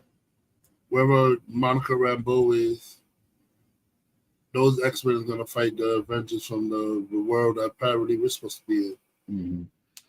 To become like to save their own planet, whatever it is. I'm like, bro, it sounds like a great idea. I'm not sure if it's gonna happen. A little bit of me was like, all right, that's cool. Don't want it to happen because it's not gonna be like what we know. It's not gonna be the Avengers versus X-Men that we know. It's not. Yeah. It's not gonna. It's gonna be like super watered down. Yeah. The original conflict for the Avengers versus X-Men was that like the Avengers was trying to arrest Hope, and the X-Men was like, nah. Mm-hmm. And that's basically what the fight that led off to them fighting is like, the X-Men's like, yo, we police our mutants like, yo, we police our own. We don't need you to come in here, trying to take our peoples and stuff like that.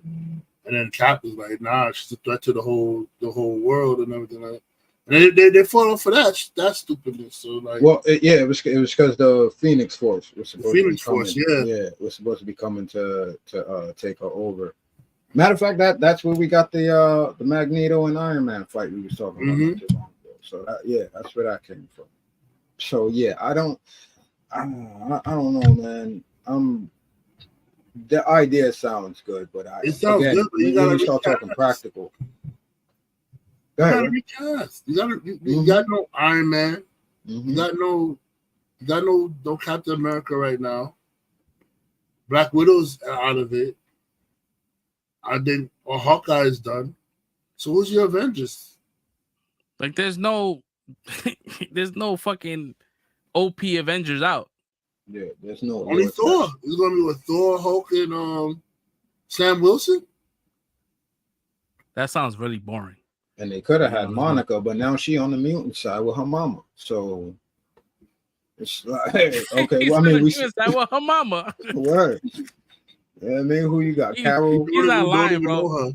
Yeah, we got Carol now, and it's like it's not that for her. For her, there's no reason for her to go back to her regular universe because she's like she barely knows fucking Captain Marvel, right? Her mom is gone in that universe, and she's like, my mom is here. Even though she doesn't know me, she probably never had me. Mm-hmm. But she's the same person. Not the same person, but she's, she looks just like my mom. Yeah, I don't think I like that, to be honest. It's another rush situation again, and again, we're supposed to be incursions and things like that, like going on. We don't have a Black Panther to put on the fucking. Well, we don't have the Infinity Gauntlet anymore anyway. But it's like these are the things I think about, and it's a lot of these elements that are missing from this MCU compared to the fucking comics. I would love the idea of having a T'Challa in that universe where Monica Rambeau went. Yeah, bring him over. Like a recasted character, a recasted fucking a Black Panther that ends up becoming Al Prime. Aldous Hodge. I don't like him though. There's so many other actors that could play. They're making this shit more complicated. All you got, regardless, just recast. Just do Secret Wars, whatever you want to call it. I forgot what it's called right now. It's Secret Wars. Right? Yeah. Mm-hmm. Just do Secret Wars, and that's how you recast who you want to recast. You collide everything together, make it into one universe, and then whoever's the new Tony Stark, that's going to be the Tony Stark for the main Marvel universe. Whoever's the new T'Challa, that's going to be the new T'Challa, the new Captain America. Whoever you want to recast as these new characters, you can do it through Secret Wars. Just make the story. Just do Secret Wars.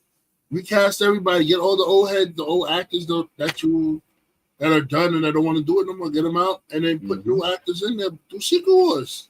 And don't even worry about the Avengers, bro. Just recast, get your new X-Men in there, and then go right into the mutant saga. Fuck everything else, bro. It's more complicated than it has to be.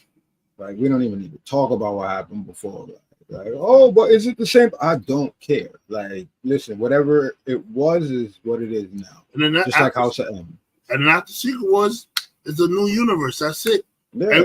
Everything we said. So the old the Kevin Feige Marvel thing with Robert Downey Jr. and shit, that shit's all done. That's all in the past. Secret Wars, it's a new MCU. You can start new with everybody, bro. Like, just keep it new. If you want to keep Chris Evans want to be Thor, that's fine. He can keep on being Thor, but he just had new stories now. He can go do and everything like that. Like, we don't need to be like trying to scramble and do these weird shit just to get stories, man. Do Secret Wars, reboot your universe. You can have the X-Men start off from scratch then. You can have Fantastic Four start off from scratch then. You can have Avengers start off from scratch. Cap, Iron Man, Thor, T'Challa, all of the people that you want you can have them all start off from scratch. You can even put a new Guardians of the Galaxy in there, bro. Do Secret Wars. You don't even need to do all that. Like, it's certain things like that. Like, if you wanted to, I think that's the perfect way to get away from all this shit. Get away from the Avengers, get away from Guardians, get away from Thor, get away from all of that shit. Start fresh with the mutant saga and just go forward with that. There's so many characters that we have not been introduced yet that deal with that. We still got the whole Blade, Ghost Rider, that underworld type corner of the universe, Moon Knight, Werewolf by Night, all of that. Keep that over there in that corner. Do that. Like, just start using new ideas. Let's get away from all this old shit. The only thing you carry over is like Spider-Man and Daredevil, and that's it, bro. Everything else, just start that shit from scratch. I agree. I concur. But they got a lot of shit. It needs to reboot. The universe needs to reboot. They're literally running out of stories, bro. They gotta.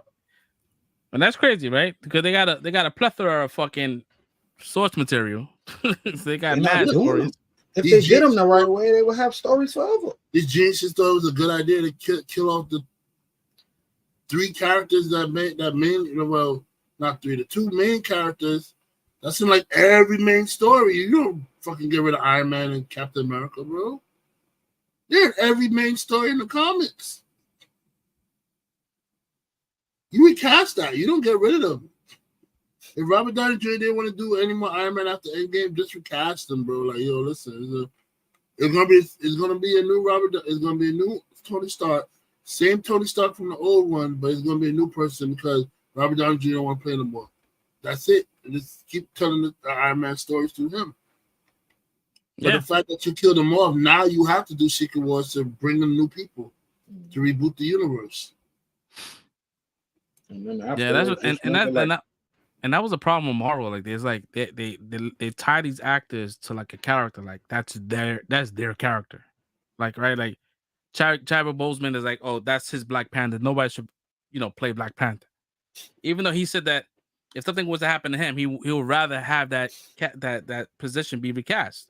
He said the role is bigger than he is. Yeah, like, it's not like it doesn't mean that character is disposition for that actor. Like, it's an interpretation. It could be anybody. That's someone who fully understands what Black Panther meant to like the Black audience, bro. Like, especially Black kids. The fact that you can have a superhero that you can say, yo, like Black kids that can say, oh, I could be that superhero, or I could, because everybody, they're mostly looking at Superman, Batman. These are all like, white-looking superheroes that's doing all these things and feats. You're not seeing that much from like Black superheroes. So then you get Black Panther, you're watching this, and it was a great movie on top of that. Like, come on, you had to recast that, bro. The fact that you didn't recast it was a slap in the face to T'Challa. I mean, not T'Challa, Chadwick Boseman. But I don't even call him T'Challa though. But like, there was a slap in the face to Chadwick Boseman to not recast that role. And like, and it's not like the movie was super pressing where it needed to come out because it needed to tie into something else. Like, it was, it could have been delayed years, and it would not have done anything to the end game of things. And you could have used that opportunity, that time to kind of like step away. Cool. Let's revisit. Let's make a new script and let's get a new actor and then just get these people, get the audience excited about this new actor playing Black Panther with the amount of time they had. Like, let's just keep on throwing shit. Like, you know, like whatever. Put him in other projects to get people like to get him like a household name or whatever it is. I think we all on this panel, we all said it. I think we all kind of that was an echo chamber when it came down to like recasting the character. But I get what they were trying to do. They didn't want to do it so early. They could have delayed it. Delay the movie because all you got was like a tribute to Chadwick, which we love, right? But it was a tribute. It was not like a story for the Black Panther. Like, it's how do you not have a Black Panther? You know, a person that consumed the heart shaped herb. That shit is like, you don't get sick. You know what I mean? You don't. That's the dumbest thing they added to the story. So you know what I mean? Like, they didn't specify how he died in the movie, but like he died from like an illness. Like, all right, what's the illness? He caught an illness that the most advanced culture on the planet could not solve or cure. Okay. Yeah, and it's just like, dude, like the harsh air makes him invincible for everything. And you don't get sick. There's no that's it. Like, you're not catching no diseases. Nothing on this earth can kill you with the. But I get it. Marvel was like, Ryan Coogler, you need to pivot. We need to make a new story. This movie needs to come out in the next year, and that's the best he can come up with. And I'm sure that he didn't want to do that because he looked at it at the long run. Like, he's like, damn, I got other projects with these guys. I don't want to like, you know, burn any bridges. I would have preferred more your suggestion that you were saying before the movie came out. Like, you saying that, like, oh, like he was saving a kid and he drowned or something. Like, something happened where he got pinned and he drowned or something. That was a while ago. Yeah, I remember that. Yeah. I would have respected that shit so much more than the way they killed him in the movie, bro. Like, I would have. He went out a hero. That way, he went out as a hero, bro. Like, this way, he went out like, bro. It was not heroic the way he went out in the movie. Like, yeah, they made it like too like what happened in real world into the movie. You know what I mean?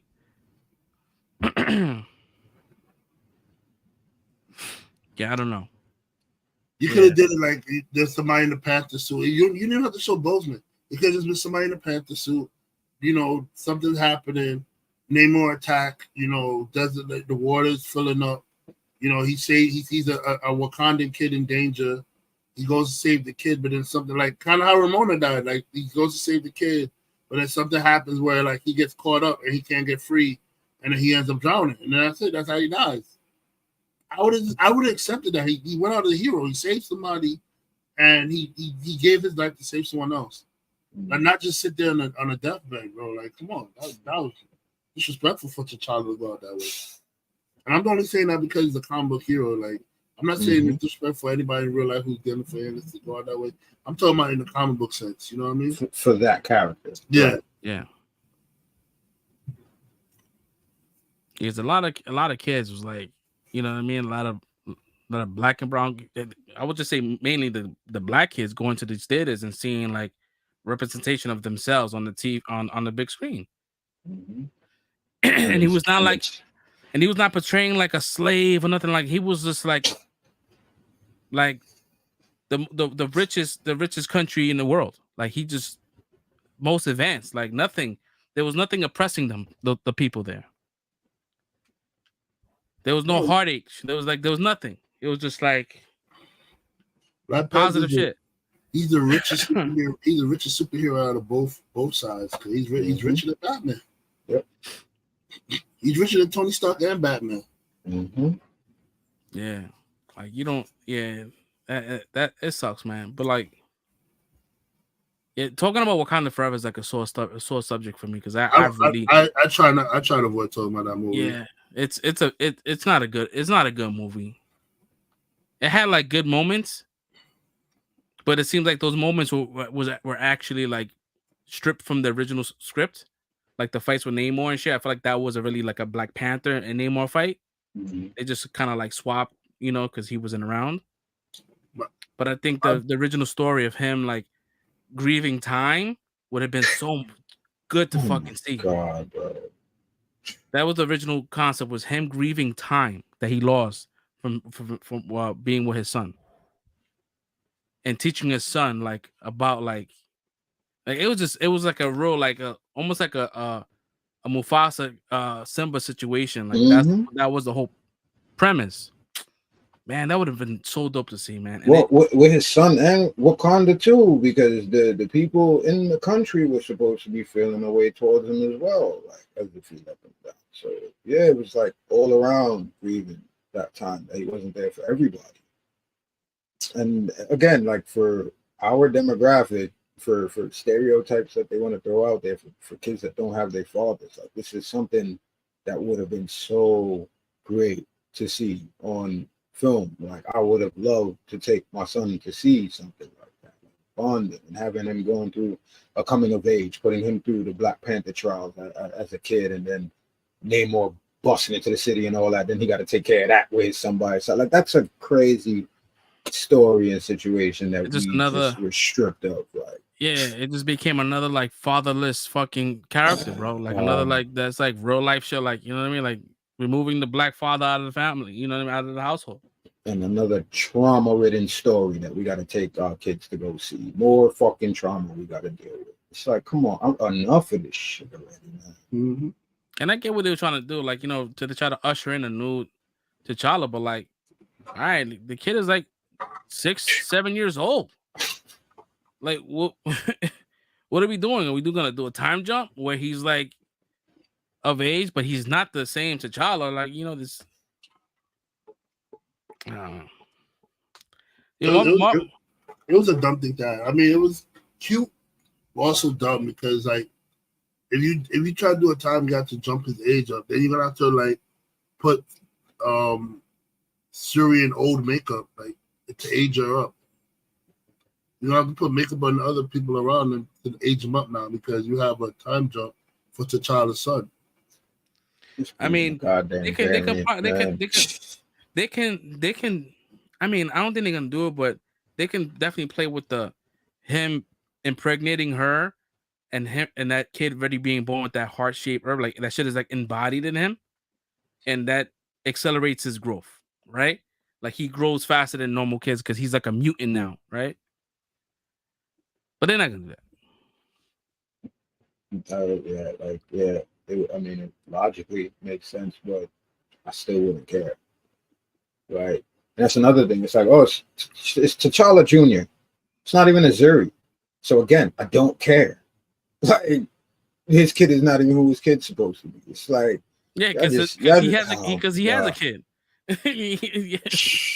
Y'all just keep messing everything up, bro. Like you just bring in a variant.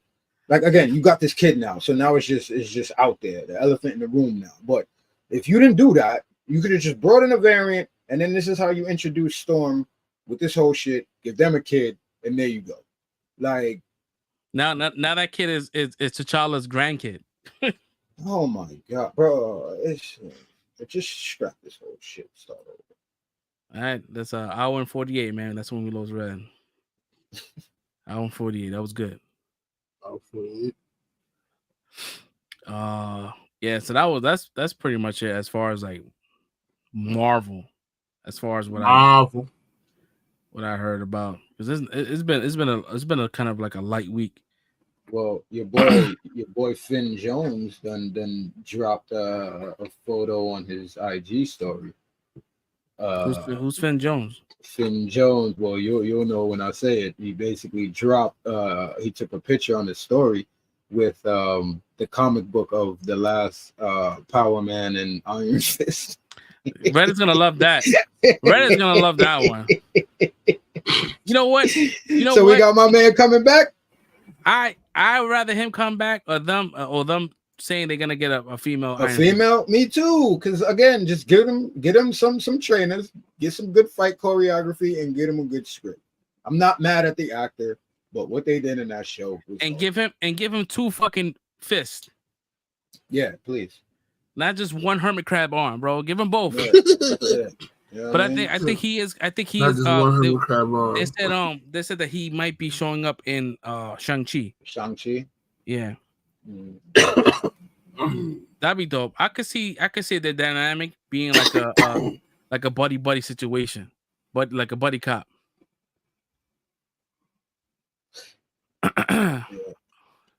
Yeah. So I think who's the straight man though? It's like who's gonna be the goofball, who's the straight man, or who's the wild card? I should say. probably Shang-Chi Shang-Chi be the wild card, right? because he has all that power now, and depending if he's been rocking those rings, because those rings are it corrupts him. in the MCU verse, there's corruption, and in the comic book, is there's it no still corruption. doing that? Because he changed the color of it though. So do you think it's still gonna corrupt him? I thought that was the point of the color I change. thought wearing the rings does something to you. I thought so too when his pops had it, but then again, like visually, being that when he got it, they changed to orange or golden instead of the blue. I thought maybe that was like going from evil to. They him really didn't. actually- You know what? To be honest, they didn't really. They weren't didn't. really clear with that. Yeah, at all. So yeah, that's. I guess they could fill us in the new movie. Like, let us know if it changes a person from wearing it. Well, they said it's the supposedly the wreckage of time, right? So I guess we dealing with some time travel shit in this. Yeah, one. they said the rings and the bangles are going to be like the Infinity Stones of the multiverse saga. The new MacGuffins. Yeah, so I don't know. I don't know if they can strike lightning, catch lightning in the bottle a second time, bro. Because they got a whole bunch of characters people don't care about, and that's what they like. You know what? Let's bring back let's bring back legacy characters from these Netflix shows. Because at one point they threw them characters away, Right. and they're like, "Oh shit, we having a problem here. No one is really resonating with these new characters." Yeah, Fuck. everybody liked them for the most part. I mean, maybe not the shows, but the characters. I think people pretty much enjoyed overall. So yeah, bring them back. Give them some decent writing. All right, let's focus on the writing, people, because that's all that matters. And you'll get a good fan turnout or good fan response. But just don't throw people out there on some half-ass shit and think we just gonna lap it up. Because Yeah, you know what? y'all let me see this for the last couple of years. We're not taking this shit no more. And take your time. Like, you don't need a movie to come out like in the next year. Like, bro, just take your time and do a good job. Because at this point in time, like the Falcon movie, Captain America movie, like they're doing reshoots. I think next month or some shit like that. I'm like, what the fuck? Like this movie's been shot like a year and a half ago. It's just like Ironheart. They said Like, the yeah, bro, writing like is horrible. Harrison Ford is old, do guys. Yeah. Like, God forbid something happens to him. Like, you're gonna have to recast him again? And then we'll have 2 recasts before we have 1 for T'Challa. Bro, like, Woo, man. and people are upset, like, oh man, I'm mad that we didn't get a Falcon and Winter Soldier season 2. I'm like, bro, the movie is season 2. I mean, we're not getting he's Bucky. Not gonna be in it. Yeah, Bucky. Yeah, we're not gonna get Bucky, but like, I think, you know what I mean? Like, Captain America is like a marquee. That's a movie. That's not a TV show kind of character. It was cool it was cool for the segue, but yeah, took it back to the big screen. I mean, this is it'll be the first Captain America movie that Bucky's not in. He's been in every single movie. So I get why people are like, damn. Yeah, that's weird too. Yeah. But he's in. But yeah, I think there was some news about Thunderbolts that started filming already. Mm-hmm. Florence Pugh put out some shit on Instagram of the backstage and shit like that. There was a synopsis that dropped. I don't know if it was real or not, but I think we spoke about it a while ago on the premise. And the premise is there's a group of people that have a Sentry, and they're trying to retain. They're trying not retain, but they're trying to like break Sentry out. But for some odd reason, they said that Sentry has you know, he in the comic books, he was like schizophrenic, right? Yeah. And so in this movie, they're gonna flip it where his schizophrenia is like a different dimension. Like whenever he switches, it switches yeah, that's what I So heard. I'm what like, the hell is the stakes, bro? What's the stakes then? That's the whole point. Is you scared for the void to come out? yeah, So if that shit takes over, we in a different dimension. So we're, yeah, his schizophrenia is like the void. It just it flips. I'm like, I don't know if that works. I mean, listen, it may sound like a bad idea, but it might. I mean, I don't know. Fuck, I can't. It's hard for me to be like optimistic about this shit, bro. You just keep hearing more and more shit that don't make no sense. I don't get it. Yeah, I don't get it either. What are we doing here? We're gonna get a Thunderbolts 1 and 2 before we get Blade. And what is the like? I don't get like what's the purpose of this installment then? Like what is it pushing? Like what is gonna be the narrative? Like what's the what is this contributing to the overall narrative? Be right back. All right, cool. All right. That's what I feel.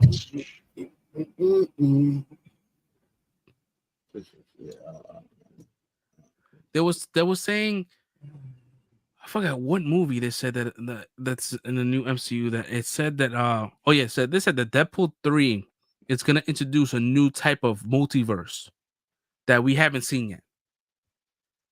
I'm like, why we keep introducing shit when we can't even get the regular shit right?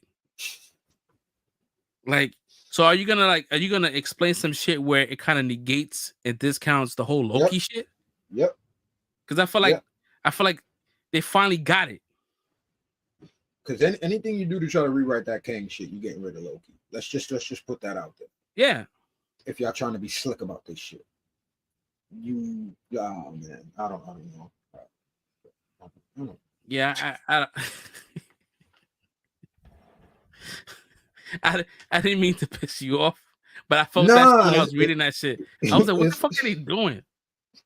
Yeah, I just don't know. I be trying to be logical with this shit. I be trying to pull from the comics. Like maybe they could do this, even though I know they haven't been doing this stuff for the longest. But it's like maybe they'll reach in and do this. We legit have like battered wife syndrome, bro. Like we sitting here like he's not gonna hit us again. He loves us, and he's not gonna do it again. And then we go back and he does the same shit. And that's what Marvel's doing. It's like super abusive to us. If that makes any sense. Nah. As I'm not even worried about going back to get hit no more. I'm just still stuck in the house. I just can't leave. That's what it is. I don't even want to be with him no more. I just can't leave. I don't know what it is. It's like being a Knicks fan, bro. Like it's just like, even though the Knicks are playing well, it just, shit. Take your pick. Knicks, Nets, Giants, Jets. Yeah, it's like, yo, when can we win? But even though our last winning movie was 2017, you know what I mean, 2018. So we got some time. Like it's almost like I would say 10 years. Until we get the next, like the last installment of Avengers, it'll be at that point 10 years, almost. Crazy. And we still don't have like a line of sight on where we're going. Then we have actors that's like that may not even want to come back. Mm-hmm. Like, yo, Shang-Chi should have had like a second movie, like a year or 2 years after. It should have been coming out this year. You could tell when the studio wants to push a movie that they make sure like there'll be multiple movies coming out. Like the fact that Homecoming in the last Spider-Man movie was like all in like 4 years. Mm-hmm. My man had a full arc plus Avenger movies. My man had the most cameos out of all Spider-Mans. And about to get his 4th movie right now. And he's about to get his 4th movie, bro. This is insane. And we still don't got a Blade movie. Nope. I'm gonna keep saying that, guys. Mm-hmm. Until we get a Blade movie, I'm gonna keep talking about this Blade movie. Thor done had like 4. They talking about a 5th one and left it ended off like they gonna do it with Hercules. So they leaving that hanging and dangling out there. It's what else? Like Ant-Man got 3. Like what the hell is going on, bro? Like, but again, like, okay, yeah, whatever happened with Black Panther, all right, cool. We got a whole lot out for a little bit, but like we couldn't get a roadie movie by now. Like, yeah, we still haven't got to Armor Wars. Like, come on, what's going on with that? That got converted into a movie. That was a show, now it's a movie. Mm-hmm. Now it's a nothing. Like, I don't know. Like we coming up on Secret Wars, and I don't think my man was in the comic. I don't think, but like Adam Bashir, like we can't get a Blue Marvel. Like we have these crazy ass characters that we just not gonna touch. At this point in time, Marvel has become the McDonald's of movies, right? Where pre-Endgame, landing an MCU role was almost like winning a lottery, right? Like, oh my God, I have an MCU role. And they proud and whatever. Now it's like almost like people are like, I don't even want to do that. It seems like it's tainted. Like I don't want to take these roles because it sounds like a mess, if anything. Like people are like kind of like talking shit about it. But before it was like, yo, I got this job. I'm sticking with it. Like, you know, there's some actors that you know they ride or die MCU. Like, you know, Xochitl Gomez, like she's a fan. Miss Marvel, Iman Vellani. Did I said it right? I think I said it right. Anyway, Vellani, yeah, she's a super fan, but like, yeah, it just seems like it's almost like a joke. And it sucks because it shouldn't be. You know what I mean? These are like characters that people love. You know what I mean? And it's, I don't know. Now it seems like they're just getting actors that just want a paycheck. Yep. And then a hero comes along. So I don't know. Wow. Did to pivot from this topic, because this is a bummer. Yeah, this whole shit has been a bummer. Go into the good topic I pivoted from. Yo, did anybody see Godzilla? No. X-Con? I'm not. I got spoiled. I'm not going to movies that good. I'm Good Friday. Sorry. I got spoiled. The ending looks great. But I'll tell you one thing. Team Godzilla. Team Godzilla, bro. My man Kong is weak. He's from that sequence. I don't want to spoil nothing. He said to try to bait me, but it's not gonna bait me, bro. Yeah. I mean, I'm not letting him bait me. It's all right. Go ahead. Nah. From what I saw, like the end sequence, that shit is crazy. Like Kong is the man, well, the ape. Yeah, I want to see it. I don't know if I want to go to the theaters though, man. I'm waiting for digital. Yeah, I think I'm gonna gotta watch that in the theater. What do you mean? You don't know if you're going to theaters to watch that. The movie's meant for you to watch in theaters. You have to watch it in theaters. You never know. Yeah, maybe I gotta make a quick little stop and watch it. It's not that long. I mean, I love Monarch, and this is like it's in the same world. So yeah, I might give it a go. Yeah, I probably do. My son been asking me about it too, so I'm probably gonna. So I guess when we do watch this shit, then we could come revisit and give y'all our thoughts and score on that shit.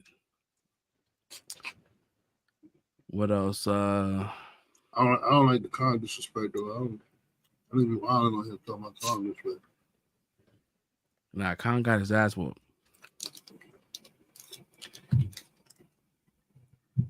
But it seems like Kong is his intellect is way like it's more advanced than the other monsters. I think that Godzilla is more like a I wouldn't call him a pet, but he's not a leader.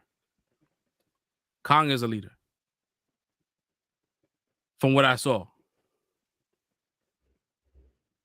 And that was it was the other monster. I mean, it's in the trailer, but it's the white monster.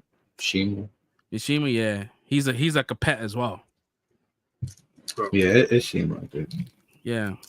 Godzilla winning is like the same effect of the people writing Batman beating Superman. It's like, no, this guy's a fucking troll, bro. It's like you literally see him do nothing. He just swims and pops up. Roars, destroy shit.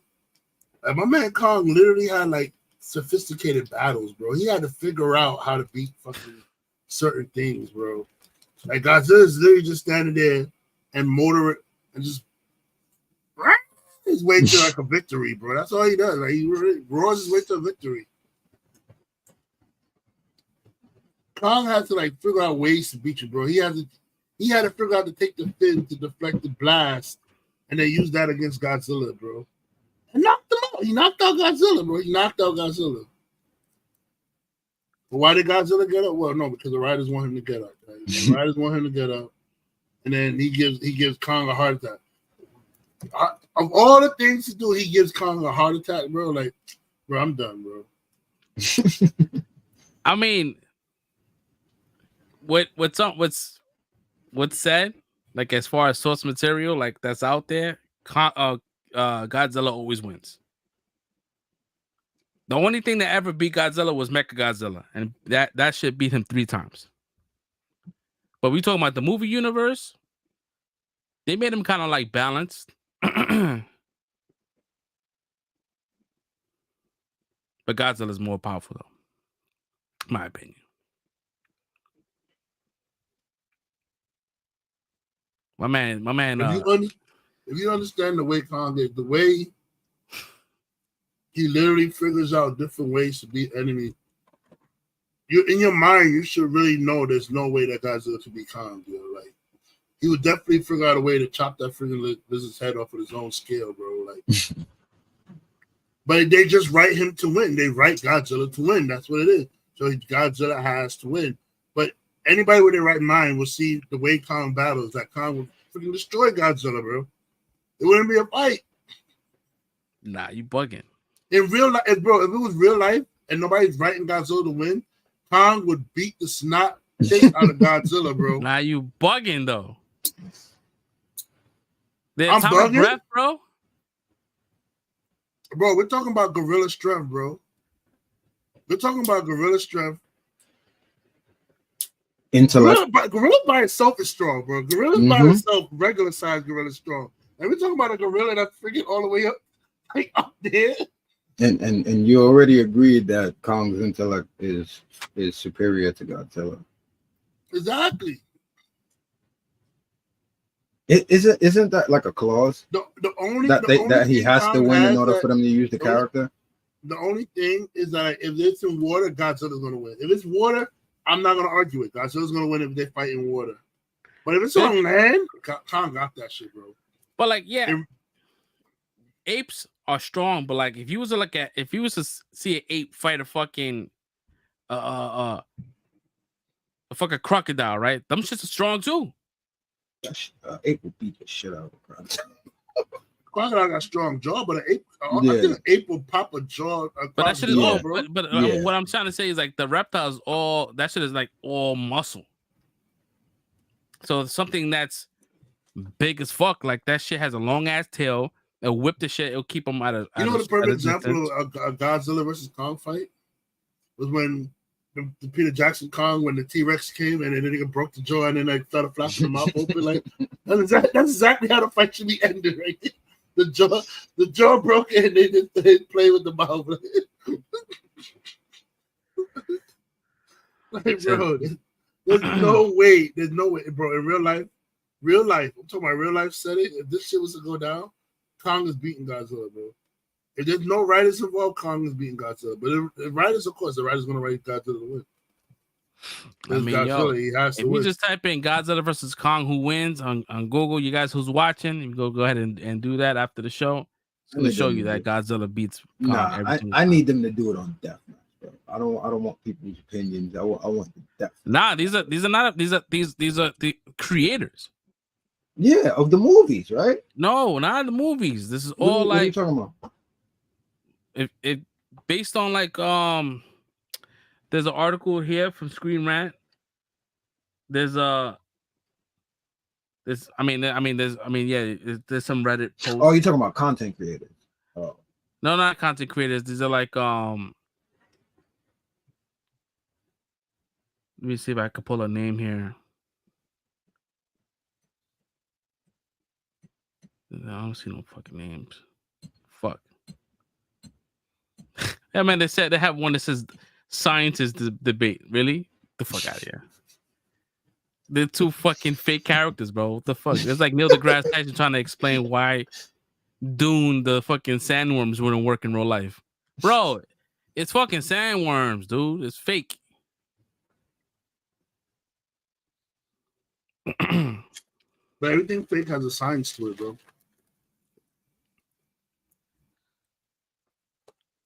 But I mean, he was trying to like, but he was just talking about the damn. But he was talking about the damn sandworms and why, how they couldn't, they won't be able to navigate through sand with that size. I'm like, yeah, bro, come on. Anyways, but I want to. The way the mouth is, it look like you could tell like it could burrow through. Like the mouth has that kind of like a saw kind of thing going on, so it should be able to burrow through ground. But normally when you burrow through the ground, like it's coming in and it's coming out of something. So it's like for them to disperse sand out of the mouth and go out. I don't know. See, that's some Neil deGrasse Tyson shit. So we falling in line with that guy right now, like trying to find logic on why them shits are fucking navigating through the fucking desert. We over here trying to be like fucking doing and shit. My man.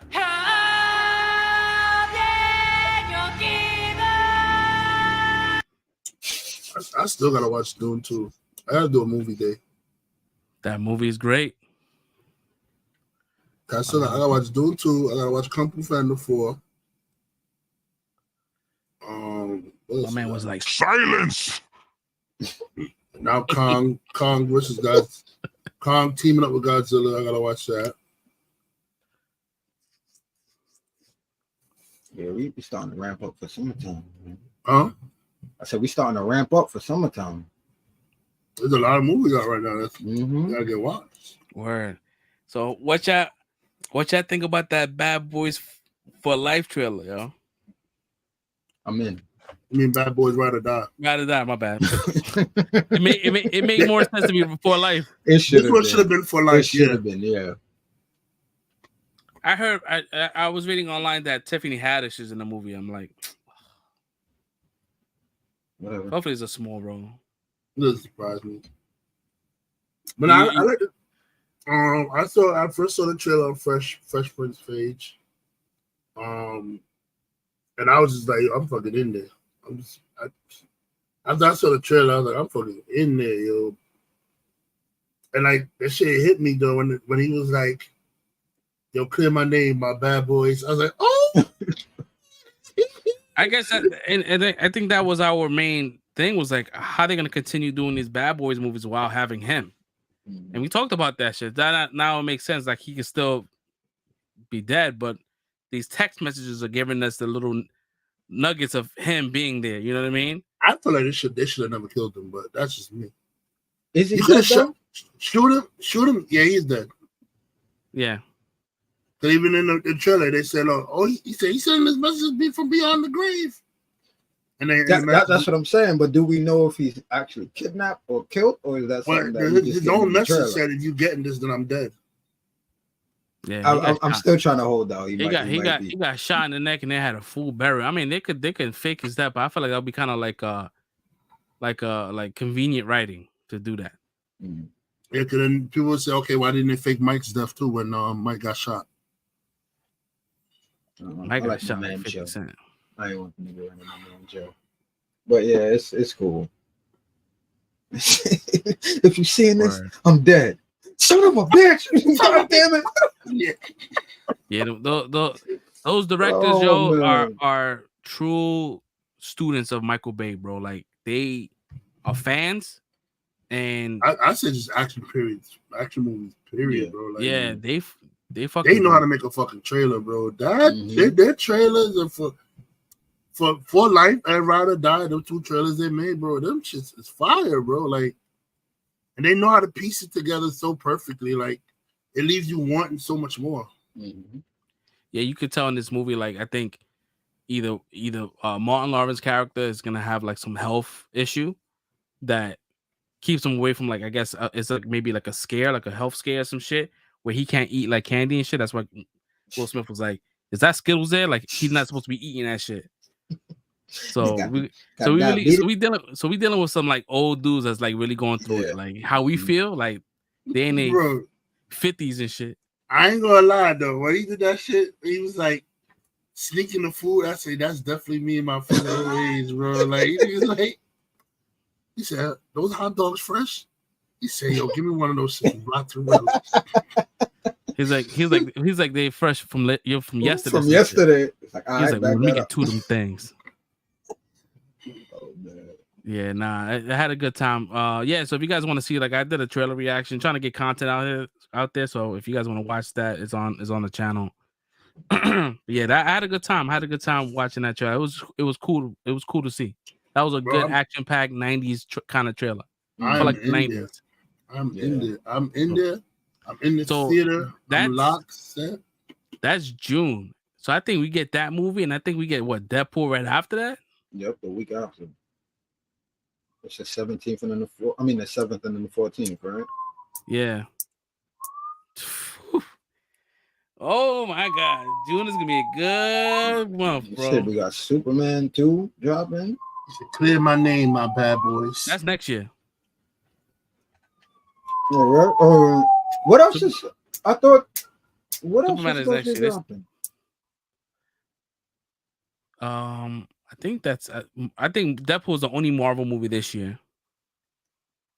Everything got pushed back to 2025. I thought they had 2 movies dropping. Okay. I think we got to. Yeah, I don't know. I'm trying to say Deadpool trailer crashing up. Got that stupid wig on. Comes outside the house. He said, Wade Wilson. He said, whoa, whoa, whoa, whoa. He said, he thinks my first time with radar. It's not my first time radar. Maybe it is for Disney. Yeah, that shit had me cracking up, bro. I'm looking forward to that. Yeah, I think.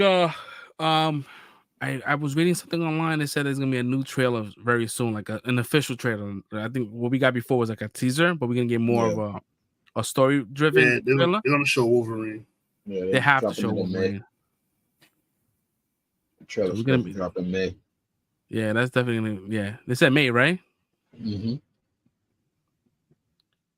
Yeah, so I just want to know how they did the split shit. That CG or did they really do that shit? it looks like the split, and they look like they use wires did it. to pull them up. No, I think he just did the split and then they just reversed it. I think they just reversed the scene to make it look like he's They filmed it with him going down in the split, but they reversed it. And then they reversed it in the trailer. It looked a little unnatural, so hopefully they fix that. God, that shit happened when he did the split. They just cop out. He's like, Nah,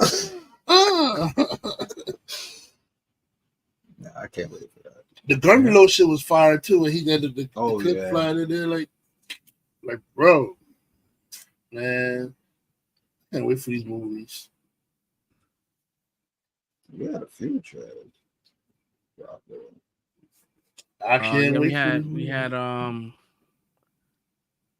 had Beetlejuice trailer. Mm-hmm. But that was we already talked about that in the last show. Teaser. We had Spider Within show short that came out. Oh shit, I gotta watch that. I forgot. Yeah, it had posted on YouTube and that shit got blocked. So I think TikTok was the only spot that let me post the full length shit. They blocked it at first, and I disputed it, and I won it. I was like, yes, fair use, baby. Yo, funny shit is when I was watching Ghostbusters, my phone, I don't know how the fuck this happened. My phone fell in the seat behind. It never happened to me before. It Oh, fell in the the couch back pussy. seat. The couch pussy is the worst, bro. You Bro, can't get I that shit couldn't out. even see it. I'm trying to find it. There's a dude in front of me. I'm like, yo, you got a phone? Can you call my phone? I give you my number. You call my phone so I can see light up, so I can see where it is. I couldn't see the shit. Bro, they had to call. The dude said, nah, I don't got a phone, but I'll call Usher for you. It's all right, cool. He lying. Word. I know you you got a lying. phone, bro. I know you're not, but it's all right. I kind of didn't want to give no random stranger my number either, but so Right. it's all right. Worked out both ways. So the Usher kid came, and then he did the flat. Yo, bro, dude had to go lay down on the movie theater ground, flashlight. That shit was all the way in the back, behind the chase. I said, glimmer of it. He dug in there, got the phone. I said, how the fuck? My phone ended up all the way back there, bro. And I didn't even hear shit drop or nothing, bro. That's just crazy. Yeah, you don't want to drop anything in the couch pussy, bro. That shit's like you can't even get that shit back. Bro, in the movie theater, that shit is the worst. And you can't see it. Try losing your phone in between the fucking console and this in your car seat, like right between the console. Bro, it's almost like you got to write that shit off. Like that's you have why to take the whole. They sell gap fillers for your car for that very incident. So you don't do that. Seeing those now, yeah, bro. You gotta. If you can't get that shit, you gotta take the whole seat out, bro. Like, damn. What else is out there before we get into this no Diddy situation? I think we good. I think we can get into it. Oh, before that shit, yo, what's up with all these fucking people, like random women getting punched in the face? They caught. I mean, they caught a dude. I thought it was fake at first until they showed when the lady showed the dude, and I said, oh. But the first girl, I thought it was cap. The first girl, I thought she was capping, bro. I ain't gonna hold you. It looked like she was like, I'm like, bro, instead of going to police, why are you filming all these videos and like you doing like, you just got punched in the face. I wouldn't be having fun right now. I mean, because Gen Z is fucking cooked. That's what they do first. I'm like, bro, go back. Why you didn't file a police report? Why you over here telling us you got punched in the face? So they they caught the dude, right? For at least I think two of the punches. They said there's another a black one. guy. So yo, my man is Shibuki, bro.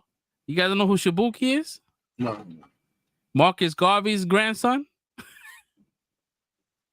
You don't know about that dude? He's going like he tried to run for mayor.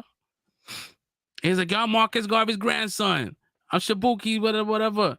So he punched he punched a couple of shorties and they caught his ass, and so now he's in jail.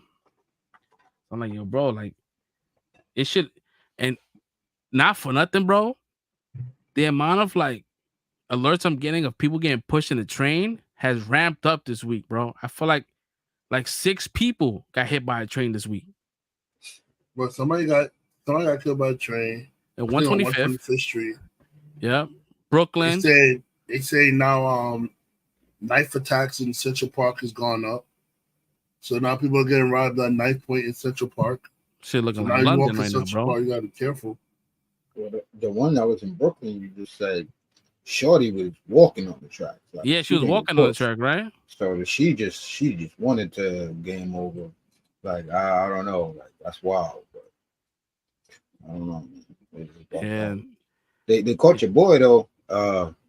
Ice got your man, the one out here, the number one. Yeah, the number one scamming tutor out here.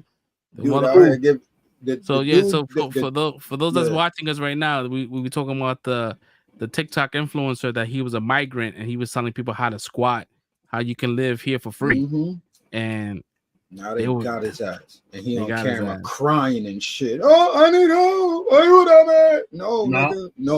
Yo, nope, I will never live the day. I will never see the day. I will never be able to say in my life. I will never think in a million years to see red posts of posts anything that had to do with Ron DeSantis, bro. I will never.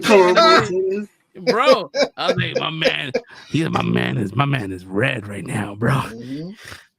This Bro, is listen. hard. Red is red. Red is Listen. red on this one. I tell the listen. I'm one thing that people know about me, bro. Like, I'm fair with it. Like, I'm truthful. I'm fair with it, bro. Like, even if I don't like the person, I will. If you do something that's valid, I'm gonna say it's valid, bro. I don't agree with majority of the shit Ron DeSantis do, but this one shit, I agree with it wholeheartedly, bro. Like, he ended the squatter problem, bro, in Florida. That's it. You do that, you do a squatter scam, you getting arrested, you doing time, bro. That's the way it should be.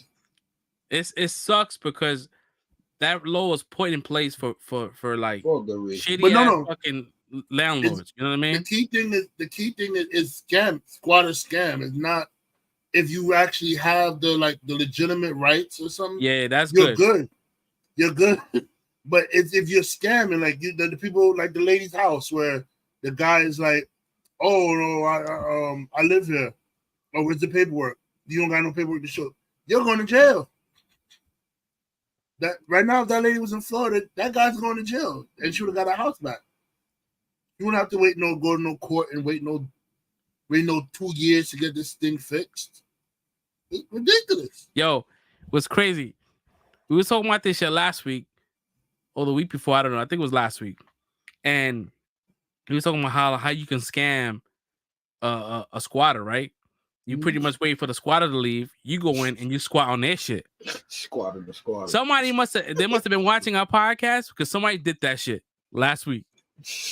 They waited for the motherfuckers to leave and they squatted his own house. And he was like, nah, I've been living here. Had a fake all that shit. And the guy was like, I can't remove him. He's squatting. So he did it for fucking reverse Uno card on them motherfuckers. Yeah. And that shit is hilarious. Yeah, squat on them. Mm-hmm. And they gotta take the L and move on because they don't have no paperwork to sue you to get you out the house. So they gotta take the L and move on to another house. He was waiting in the car. He waited for them to leave. He broke into the house, changed the locks, and just lived. And they was trying to knock on the door. He's like, nah, like I live here. Mm-hmm. And that's a drink your own place. That's some crazy right. shit. You gotta go through all that madness when you in the right. That shit's wild, man. Yeah, but when I saw that shit, I was like, ooh, my man Red is looking like got the red out there talking about DeSantis. Yo, bro, is it true though, bro? He did it. He that's a good bill. The way he passed, that's a good bill. Like if you're scamming, you're going to jail. If you have legit shit, then you good. Like you have the paper to back up your claim, that's fine. But if you're over here trying to scam somebody out their property, you're going to jail. And that's how it should be. Mm-hmm. Did y'all peep in Florida? We was watching that guy, Sheriff McGrady. Polk County Sheriff. So now, if you get caught doing some like fuck shit, they're doing a fucking pregame while they locking you up on camera. Like he's like, the dude that was against the card. Grimy, bro. Grimy. He was like, this is Hector. You don't want to be Hector. And Right. Hector's like, fuck this shit. Right, Hector. All right. He said he thought that because he had a charges with a scat pack, he was gonna get away from us. Uh-huh. Nah, we got these demon charges over here too. Ah, Yo, that's just crazy, bro. insane, bro. That's just crazy.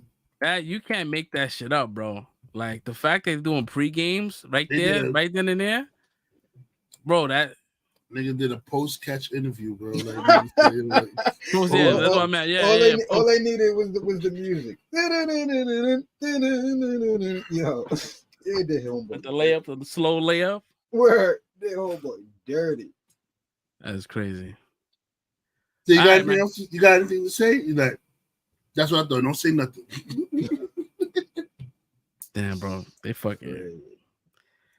All right, man. So let's get into the main topic of the night, man. Let's get into this. We're not Diddy. talking about Word.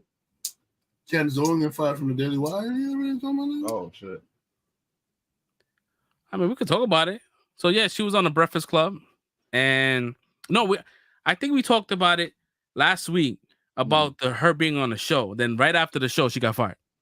So we didn't get to speak about that. She got fired on her day off on Saturday. Yeah, so she got fired. So pretty much, I don't know the details on why. They said that she was having issues with like Ben Shapiro or whatever, or her Okay, so I know about the Shapiro thing. Is like Shapiro's pro-Israel, where Candace spoke out against Israel for killing Palestinian children. Basically, the genocide that they're committing, they're trying to do over there. She's calling it out.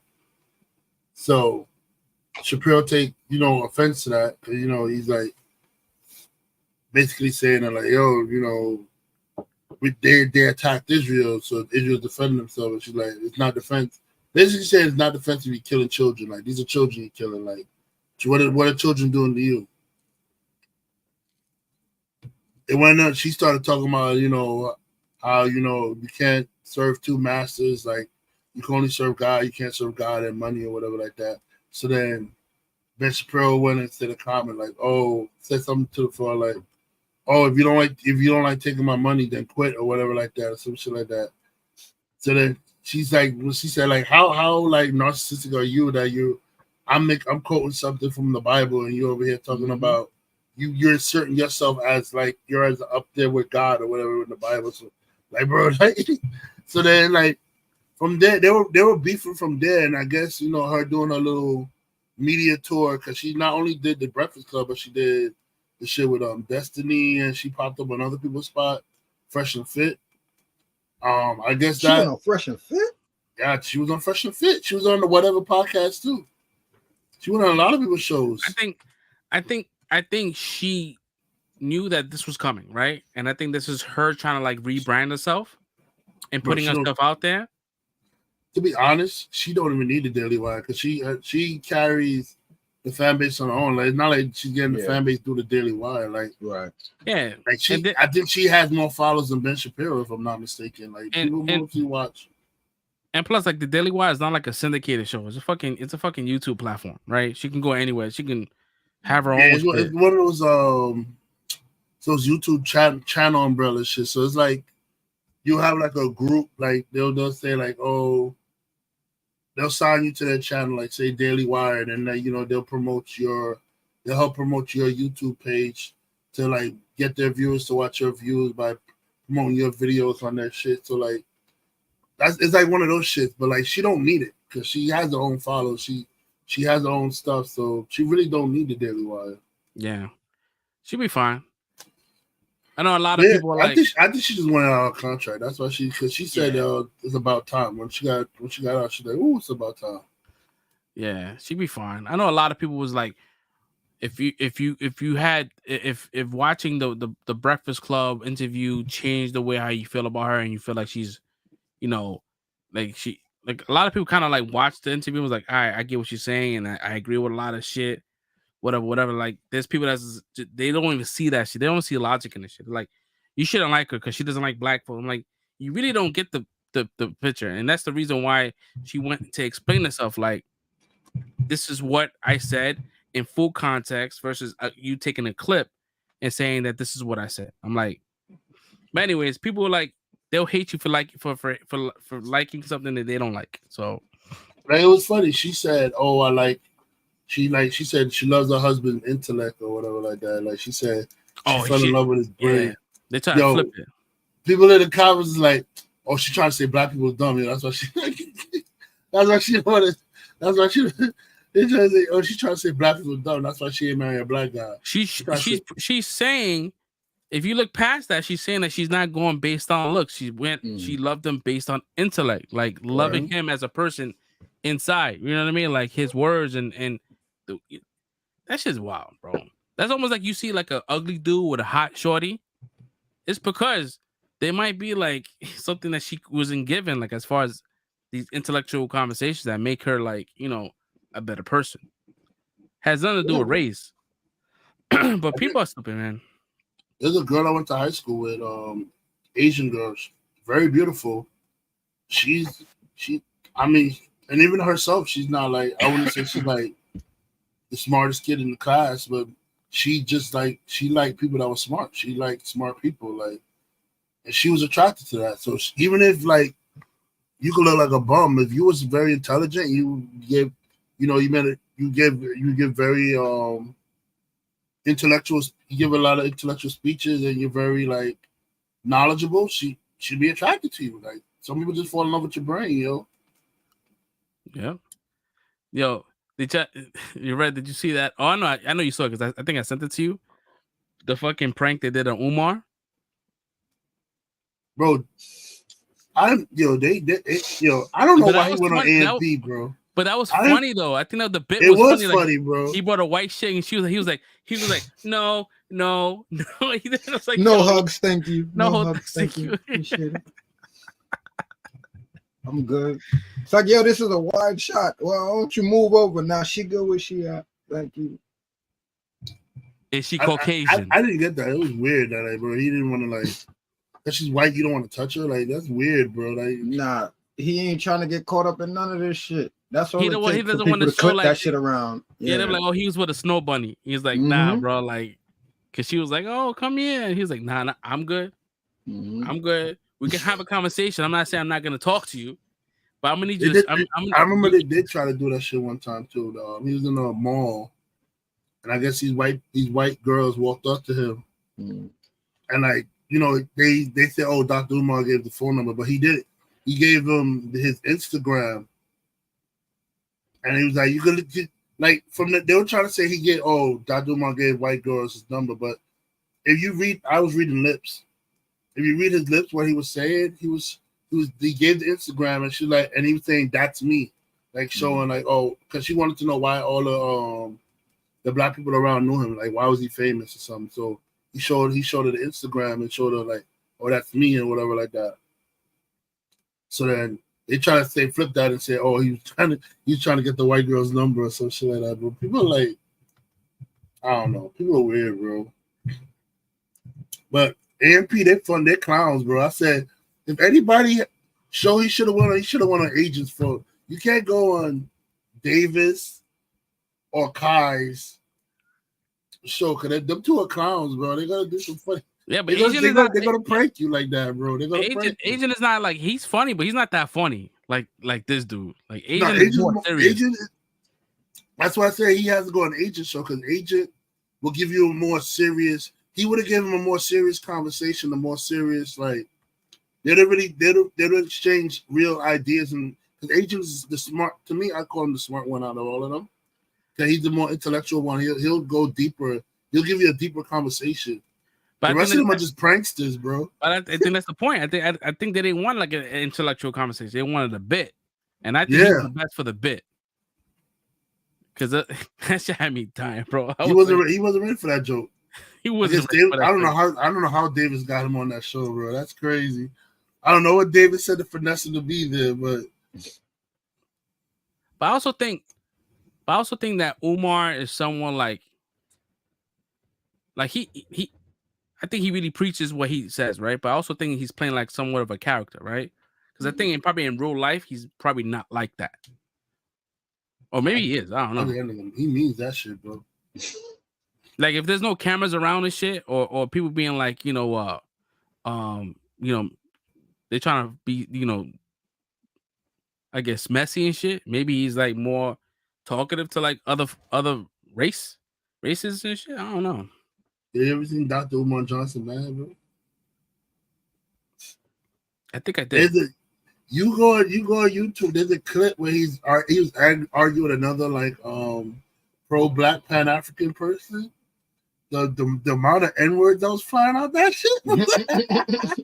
Everybody was like, yo, everybody was like, yo, ain't they both supposed to be like pro-black people, yo? He was like, yo, she can get real, nigga. She can get real. That shit had me crying, bro. I ain't never seen Dr. Umar Johnson man arguing. That shit had me in tears. I was like, I think I saw some shit where his son was dating a white chick. So I can imagine that conversation. Yo, man. Bro, you can't bring that girl home. Like, yo, I seen this shit. Yeah, this is his son and his fucking girlfriend. I'm like, on a prom day. I'm like, he must have been like, he brought out. I beg your pardon. I beg your pardon. Boy. I would love to see Dr. Umar do like something like 23andMe, yo, and he finds out he's like Scottish or some shit. That'll be hilarious. He's gonna say that they rigged the test. Yeah. See, this is the white man attempt to make you feel like you're not a black man anymore. They want you to feel less than. I feel like there's no lies in that statement, bro. I feel like that's all factual shit. Oh yeah, Oh, you're gonna man. spin it. You're gonna spin it. All right, cool, man. Let's get into it, man. Pull me to the game, now I know my duty. Stay humble, stay low, blow like. Why are you playing the Mace part? It's Diddy gotta get at. Yeah, Diddy. Yeah, Even though man. Mace is funny, Mace is like, your reparations about to get paid. He said reparations is coming, and they start dying, bro. And he was like, "Yo, no Diddy." So now like people are changing the whole like pause to no Diddy, and I think that shit is wild disrespectful, yo. Yeah, I like pause. If I was Diddy, Pause is funny. I still use pause. Pause is I think no classic. Diddy's fucking hilarious. Yeah. So yeah, those that's living under a rock want to know what we're talking about. So Puff Daddy, Sean Puffy Combs, got his 2 houses raided. I think one in LA and then one in Florida, right? Brother Love. Brother Love, I I think think it that's was new one. Florida, and I think with Cali. Yeah. Yeah. So both of them just got raided. There was some court documents.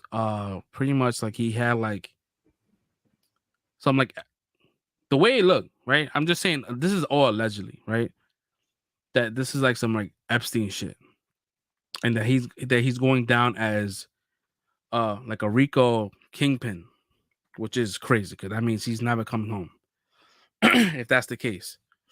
Also in the documents show that he had his rooms. He had cameras in every room. Bro, he get locked up. He's not making a trial. So if you did anything wild in his rooms and in his parties, most likely he has that footage. And they were saying that Epstein had the same kind of setup where he was using that as blackmail and force like people to do things that they didn't want to do because they didn't want shit to be released. And they're saying that he was doing the same exact thing. Allegedly. He's innocent to proven guilty. So we're gonna have that same kind of like energy, but we're just going based on what's out there in the internet. I'm not saying he's guilty. I'm just saying it looks crazy. It looks wild crazy. It had you said something about Stevie J, right? What was the story on that? Cause that's wild. Oh, that was the 50 Cent shit, right? That connects with 50 Cent shit, right? Yeah, 50 brought up that old grading footage that they said was Stevie J smack like with some dude or whatever like that. So he brought that video back up, talking about in the Puffy parties and stuff. So I don't know. Stevie J got mad. I guess now he want to take offense to it. Say he started talking about 50's wife, saying that he's mad because Diddy took his wife and his baby mom, I should say, and he wants to fight 50. I'm like, you want to shoot the fight with 50? I don't know, Stevie. I see Scrappy whip your ass. I don't know. Like I seen Jocelyn whoop your ass a couple times, bro. I don't think you want to fight 50, bro. Like 50's a savage. Right? And Scrappy has asthma, so he got like a good 30 seconds of fight time, and he still won, bro. Like, so I was reading. 50 have you touched without you even be in the same state as you, bro. And he's also like, people forget that he was a Golden Glove before he became a rapper, so he knows how to box. Mm-hmm. That's why him and Floyd Mayweather always like they connected because they both like he wanted to go pro. But I was reading online, so the court documents was stating that his 50 Cent's baby mom's Daphne was was Puffy's sex slave, or like she was getting paid. She's a sex worker. She was a sex worker, and that's when 50 was like, "Oh, word." He's like, "I don't want my kids around that shit, so I'm gonna get full sole custody." I don't blame him. Yep. I don't blame him. And then she came out with her post saying that 50, you know, raped her and beat her. Nobody believe you. And people are like, damn, that's kind of convenient. You know what I mean? Mm-hmm. It's like the dude wants to get full custody, and you throw that kind of allegation. Seems like it could come off as untrue, right? There may be some truth, right? We don't know, but it just seems like the way it came out is like it seems like you just, you know, trying to get him wrapped up, and you could tell like he's not really like pressed about it. Like, yeah, she's just wilding. But 50's the type that he will sue you and get that money. Yep. Listen, like he's still waiting for Tiara and Marie's money. 50's never gonna be pressed about a shorty, yo. He's like Nino Brown when it comes to them girls. He's like he just be like, cancel that bitch. I'll give me a new one. Mm-hmm. And I think him, the fact that he has like his own money tied up to these projects and in these collaborative things, like he doesn't lose any deals. Like he be saying some wild shit, and you think studios will stay away from him? Nah, they just keep on doing shit with him, and then he will say some shit, and then he will hashtag his companies. Yep. I'm like, yo, bro, like that. Yep. Hilarious, bro. He's the number one troll out here. So yeah, so I mean, it's definitely not looking crazy for. It's not looking good for Puff, and there's a lot of people talking behind the scenes, and they just building up a case. What was crazy is that his house gets raided, and then the motherfucker just like gets on a jet, right? And he flies somewhere. I'm still not completely sure if he was actually on that plane. They said that he was on. There was two planes. There was two planes. There was one that he. Oh, there was two of them. There was a plane that he was not on it, but it was a drug dealer that was on it. That they found drugs in the shit. Yeah, the drug mule. The drug mule. Mm-hmm. He's gonna be singing. Joe Budden said this shit too. He's like, bro, like you have a private jet flying around without you in it is weird, bro. Like it's not. It doesn't look good because like why your jet going all over the place and you're in one location but your jet is flying all over the place. Like, yeah, it won't even make sense that the jet is coming to you, so you can get on it, so you can fuck off. But if it's like going opposite where you at, it's like it just seems like you just taking people places. Yeah, it says the alleged drug mule has been arrested as feds intercepted the rap mogul's private jet in Miami. His name is Brendan Paul. He is mentioned in Little Rod versus Diddy new lawsuit. Has been arrested on drug charges. Brendan Paul is 25, was arrested in Miami-Dade alongside Homeland Security agents. Little Rod claimed in the lawsuit that he personally witnessed Paul acquire and distribute drugs. He was booked on one count of possession of suspected cocaine and suspected marijuana candy. According to TMZ, Diddy was spotted at the same airport at 3 p.m. Monday talking on the phone, according to TMZ, and he was not arrested. He has not been arrested or questioned by federal authorities at this stage. Both charges are considered felonies in Florida. So that's for the drug mule that they put on. And the fact that they found drugs in this private jet, it poses a question, right? Like, what are the security measures, right? Can anyone just get on these private jets and bring all this drug? Like, there's a whole shit that's gonna happen after this shit, like new laws being passed with these private jets. Because with private jets, you can do whatever you want. You can board with anything on. Like it doesn't. You kind of like you really don't go through TSA because you're not getting on a commercial flight. You're getting on a private, so they don't give a fuck what you do with your time. Like you paying your own pilot. You're not going through the same channels that everyone else, like us normal people, go through. So like now it's like damn, like people are like moving drugs. You know what I mean? So that it looks crazy. And like looking at the photos, they had his kids locked up. Not locked, well, they had him detained. Not locked up, but detained. And I'm like, damn, bro, like I mean, they're not little kids, but they're gonna get wrapped up in this shit too. Because I'm sure we just like, from what we seeing is just a scratching in the surface. And the 50 talking shit started from, even though like Fresh said it was an old situation that he posted, it basically came about because during the raid, like they were saying, there was also new confirmation that the search obviously was for the cell phones, cameras, laptops, and other electronic devices that recorded the alleged blackmail tapes that is mentioned with the names of Stevie J, who is mentioned as a victim of gay blackmail sex tape, in addition to Cuba Gooding Jr. and Young Miami, who were mentioned as alleged active participants in Puffy's recent lawsuit. Yeah, they were saying that she was like bringing drugs, like some pink cocaine, some shit. I'm like, damn, bro. Yeah, he was saying that was like a personal shit he had at all the parties, that they was like roofing the drinks and all that stuff with, like, so even if you just went to the party to chill, like, you was gonna get got most likely. Then they got cameras in every room. It's like, nah, this sounds good. It's a blackmail thing, and they was talking about how in one of the documents it was like that Puffy was like guaranteeing like awards, right? Like I could get you this award, like. Oh yeah, right. Like because he knew people who maybe he had like blackmails on certain people that can have influence in choosing winners and shit like that.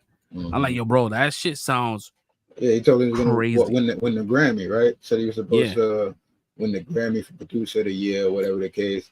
I just seen somebody drop something. Hold on, it was from DJ. Let's see if I can find that real quick. But somebody dropped the actual like text message from Diddy, and well, a DM, Instagram DM it was, and basically he had did like a track or a couple of tracks for that new Love album that he had out, and in order for him to he wanted to get like credit on the song and whatnot, but he was saying that he DM'd him and was like, oh, thanks for the track or whatever. He was like, yo, I could give you, I mean I'm taking it as this I guess is below the pay grade or what he was supposed to get for the credits, because he was saying that he would give him like 90,000. He would give him credit, and then he would and then he also had some girls in Miami. You know what I'm saying? Like he's like, yeah, and I got some girls out here that do what you want, if you know what I mean. Like a scenario like that basically. And he's like, nah, I'm good. I just want my credits because like I went through this with all my people. My people got to get paid and get their credits and all that. I just need my credit. But that was like another way of them throwing in evidence saying that this is how this dude operates. Like this is how he be trying to catch people up with that sex worker shit with the women. Yikes. Well, I mean, I don't know, man. I don't think he's been formally charged. I think that they're not gonna charge him, but they definitely gather evidence. Yeah, they're just adding more to the case, and I think once they feel like it's a home run, then they'll charge him formally. Then he'll post bail, whatever, or they can deny it depending on how. If he was like out taking these jets and shit, like they could probably see him as a flight risk. Yeah, I think they're definitely shutting that shit down. When this happened, they're about to shut that down. Suge was talking about like he's a Puffy ain't ready for jail. I was like, you don't want to be in jail with Suge. You don't want to be in, because I think Suge is in jail. I think in San Quentin or some shit like that.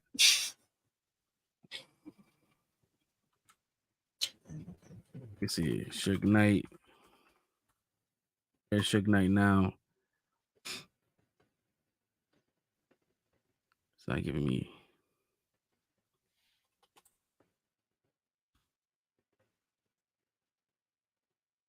He's in San Diego Ronald J. Donovan's correctional facility, so he's not in San Quentin. He's in it for life too, right? I think he's in it for life. I think he kills. He ran somebody over. Did you see the video that they had I mean, they saying that this is from like 2020, but I never seen this video until recently with him and he adopted some little white girl. That's what I heard. I don't know if it's official or not. Yeah, I saw that too. I don't know if it was a bit, but it didn't seem like a bit. Nah, that definitely ain't seem like no bit. Because her name is Eva Combs. Mm-hmm. I'm like, yo, she took on your last name? Right.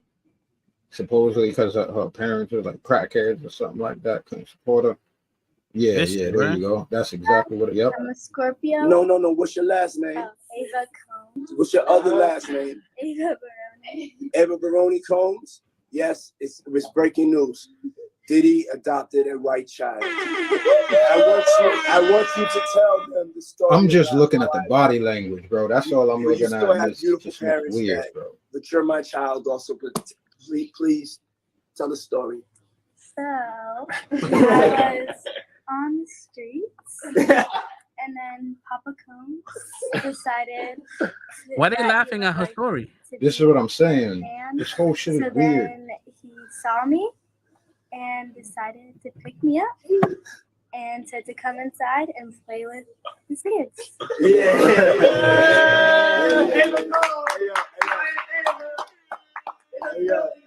That's like a little bit like borderline suspect. I don't want nobody.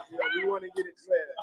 I adopted you like Madonna adopted kids, and everybody else adopted kids. Charlize Theron, everybody that's ever adopted Sandra Bullock. I adopted you because I felt that you could,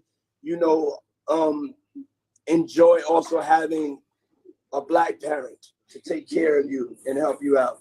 So, just clarify it because it's crazy. She's leaning away the whole time. Is it just me? Play with the kids, and I got permission from your mother. Yeah. Say all of It that. just looks uncomfortable, bro. Well, And then before the end, he's about to kiss her on the cheek or something. It just looks like shit just looks uncomfortable, bro.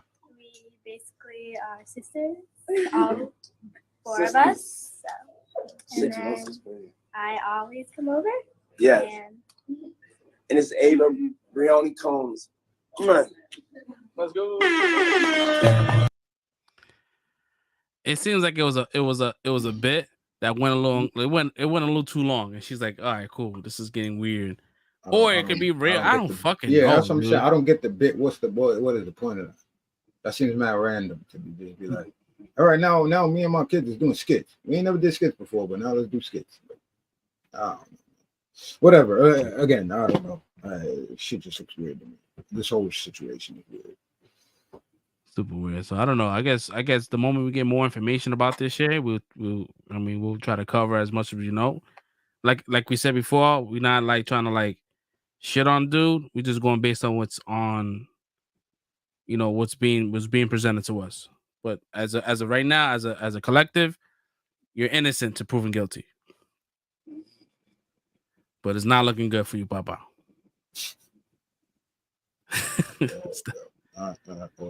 It's definitely not. Shit, looking at the time right now, we it's like almost natural, bro. Like that 3-hour mark is like bam. Mm-hmm. Do we have anything else we want to add before we close out today's episode? We didn't do the X-Men joint, though. Oh, let's get into X-Men. Let's get into X-Men. That's not gonna be too long. So X-Men 97 dropped on Wednesday. We got a solid episode. We got some clarity as far as who's who, and giving us, because I was like, yo, like how's Cable in this situation? Like he's born now, and what the fuck is going on? He has to. There has to be some intervening when he's not in this this timeline, and they made it clear. Like, he went off with Bishop. That falls in line with his arc. His mom. That made sense. But I think the main the main controversy is the whole Morph and Wolverine scene. And when I watched it, I didn't think I didn't think much of it. It Me was almost neither. like it's almost like me. I wouldn't say me joking like that with like another dude. It's almost like, but it's like some people joke like that, right? Right. Yeah. Like they be saying some sus shit like that. Yo, that's sus. But you're not really sus. You just say gay shit. That's how I took it, bro. Like, And I felt like it was Morph a has been joking. wilding the whole time. Yeah.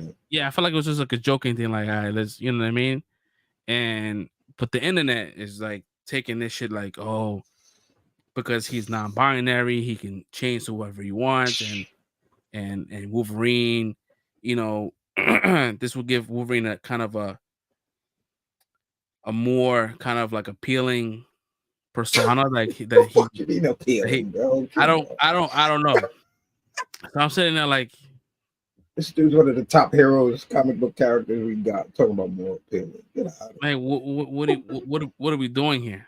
But I don't want to get riled up for an internet discourse that may not even be true to what's happening to the animated series, because it's kind of like it's taken away from like what we watching, which is like it's like peak animation right now as far as like the X-Men animation. Like this shit is fucking good, and I'm like, notch. Yeah, it's fucking top notch, bro. Like I like this shit a lot, and it's fucking dope, and I can't wait to see more of this shit. Like this shit is fucking. I just hate when people just take little things and be like, all right, this was just happening, and it just make it into some shit, and it fucking tanks the show because people have a preconceived notion about what the show is about, and it's not. So it's like, I don't know. What was your thoughts, like as far as the show as an overall? I mean, I'm gonna be honest. I didn't even hear that till you said it today, so I'm glad I missed that shit because it seems like they've been doing that ever since the series started. It's like I get you. The creator is a gay man, and you know these are X-Men are allegories for civil rights as well as for Black people as well as for people in the community, in the alphabet community. I don't know what the letters are, right? But I get it. It's an allegory for everything. Like I literally watched the speech that Magneto had, and it's like I get it. I get that as a Black man, and I could get that from other marginalized individuals too. I can see where people would feel the words that he's saying.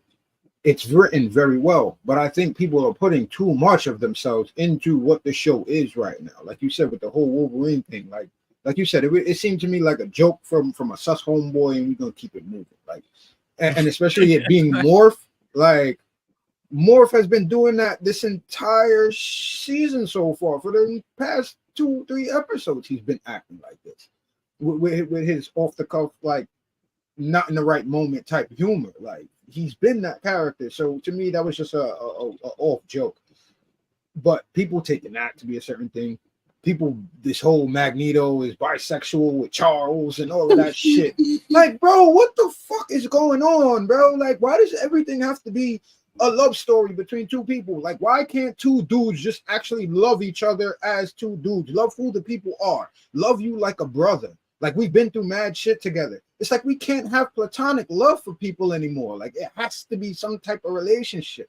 That shit pisses me off because it takes away from what the value of those characters is supposed to be. Like the value of love between those two characters is supposed to be what's taking Magneto on this arc to do better. It doesn't have to be a sexual thing, and they're doing that with like everybody. That shit, like you're saying, these internet discourses get on my nerves a lot of the time because it's like I don't see what y'all seeing. I just throwing shit in there because I want to talk or y'all want to piss people off. So as far as the show itself, I'm loving it. I'm loving all of the writing. I'm not getting any of this ancillary bullshit that people are talking about. And it's been a very good story arc for me so far. Overall, as far as the entire show and for all of these individual characters. Like I was tight with Storm, but I'm happy because they brought Forge back at the end of this episode. And this is what I was talking about them. That was sick, bro. Yeah. So they're about to go into the life depth story. So I'm happy with where it seems like all of these things are going. Even the love triangle with people getting pissed off of Magneto and Rogue and you know Gambit and whatever's going on. To me, I feel like that's good tension to put in the show. But don't lose your minds, people, because she's not gonna sit here and get with Magneto. They're not gonna have a kid in this series. That's not what they're gonna do. I really feel like they're taking away elements from that storyline, and by the end of this, Magneto is gonna teach her that, yo, the power, it's not just me. It's not your love for me. This has all been you. It hasn't been me setting a magnetic barrier or whatever. This has been you. You have been controlling your powers the whole time. You haven't been sapping it away from me. So you just had to learn how to control your powers. And by the time they get through this and Gambit goes off on his bullshit and ends up coming back or whatever, I think that's going to be the solidification of their relationship. Talking about Rogue and Gambit is, yeah, he taught me how to do this, and this is what we were off doing. We weren't just running around hanky-panky and doing all this bullshit while you've been looking here like a cuck the whole time, like still on my shit. Like, so I think there's a purpose for that storyline. You know what I mean? I think that's what we're gonna end up with it. And I just think everybody has been getting interesting arcs, mini arcs, or story setups for us to go through in this story. Even Madeline Pryor. Well, I don't know. Red, you saw the episode, Red? He's out. All right. So, well, I'll put it out to you. What? Okay, go ahead. Sorry. No, it's funny because she was like she just up and left. Like, you had a whole baby. She's like, all right, peace. Like, here's his baby. Take this baby to the future. All right, one, I'm out. One love. Hit it with the Sammy Sosa. I'm like, bro, how you just disconnect from that shit real quick?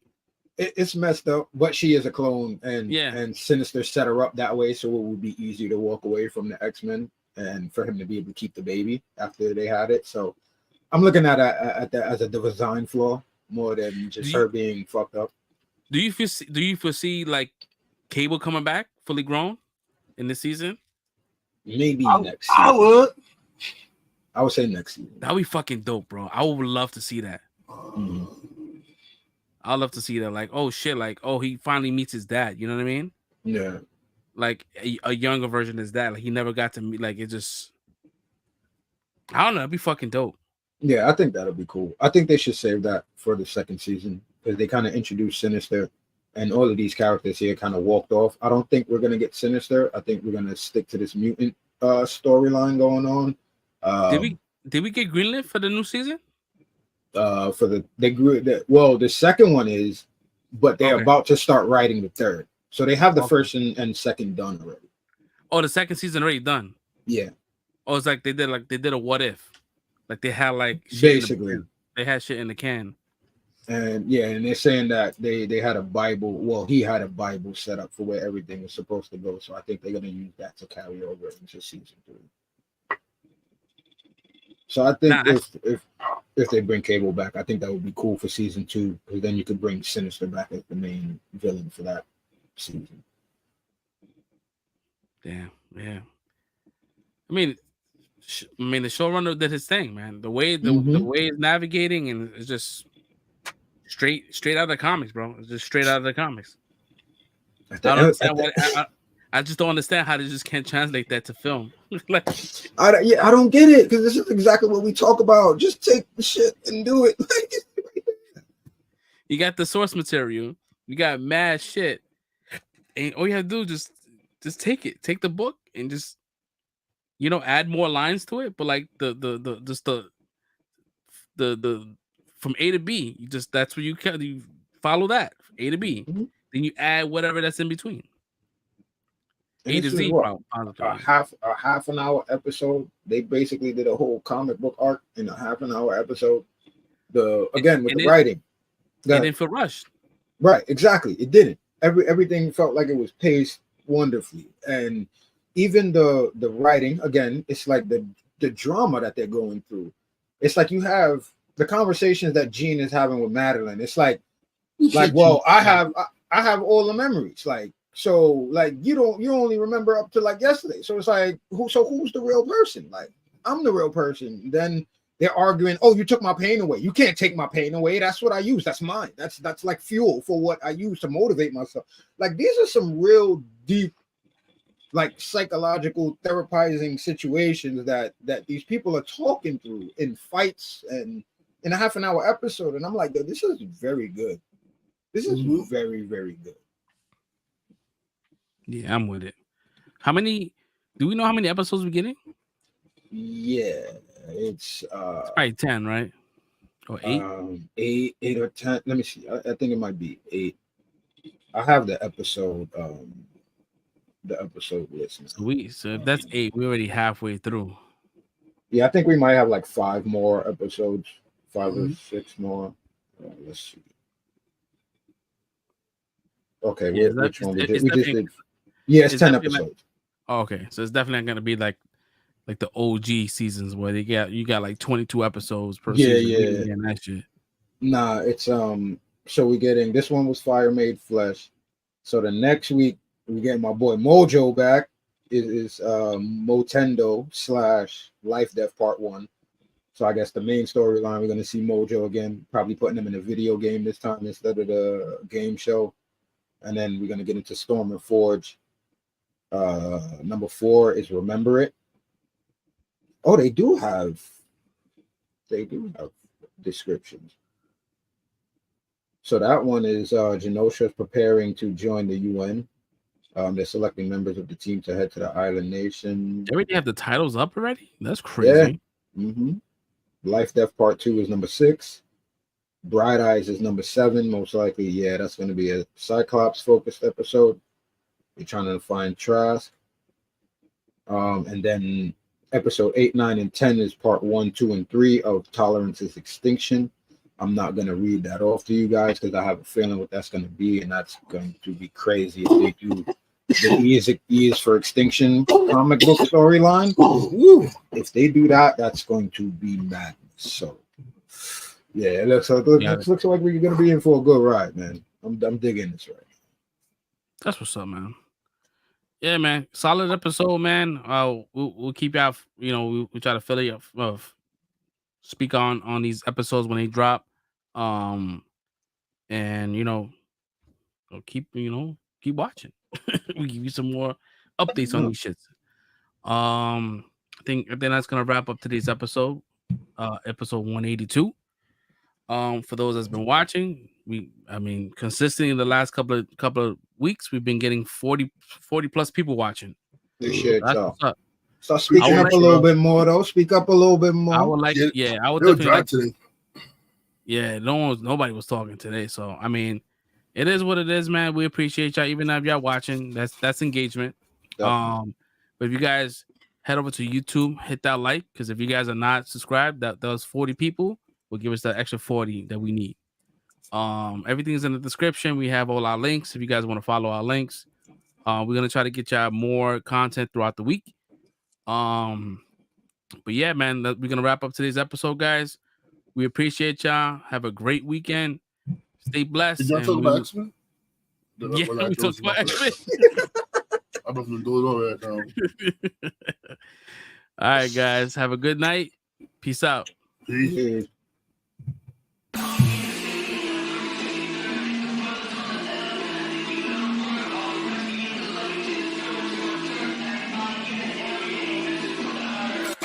In the city and I'm lurking.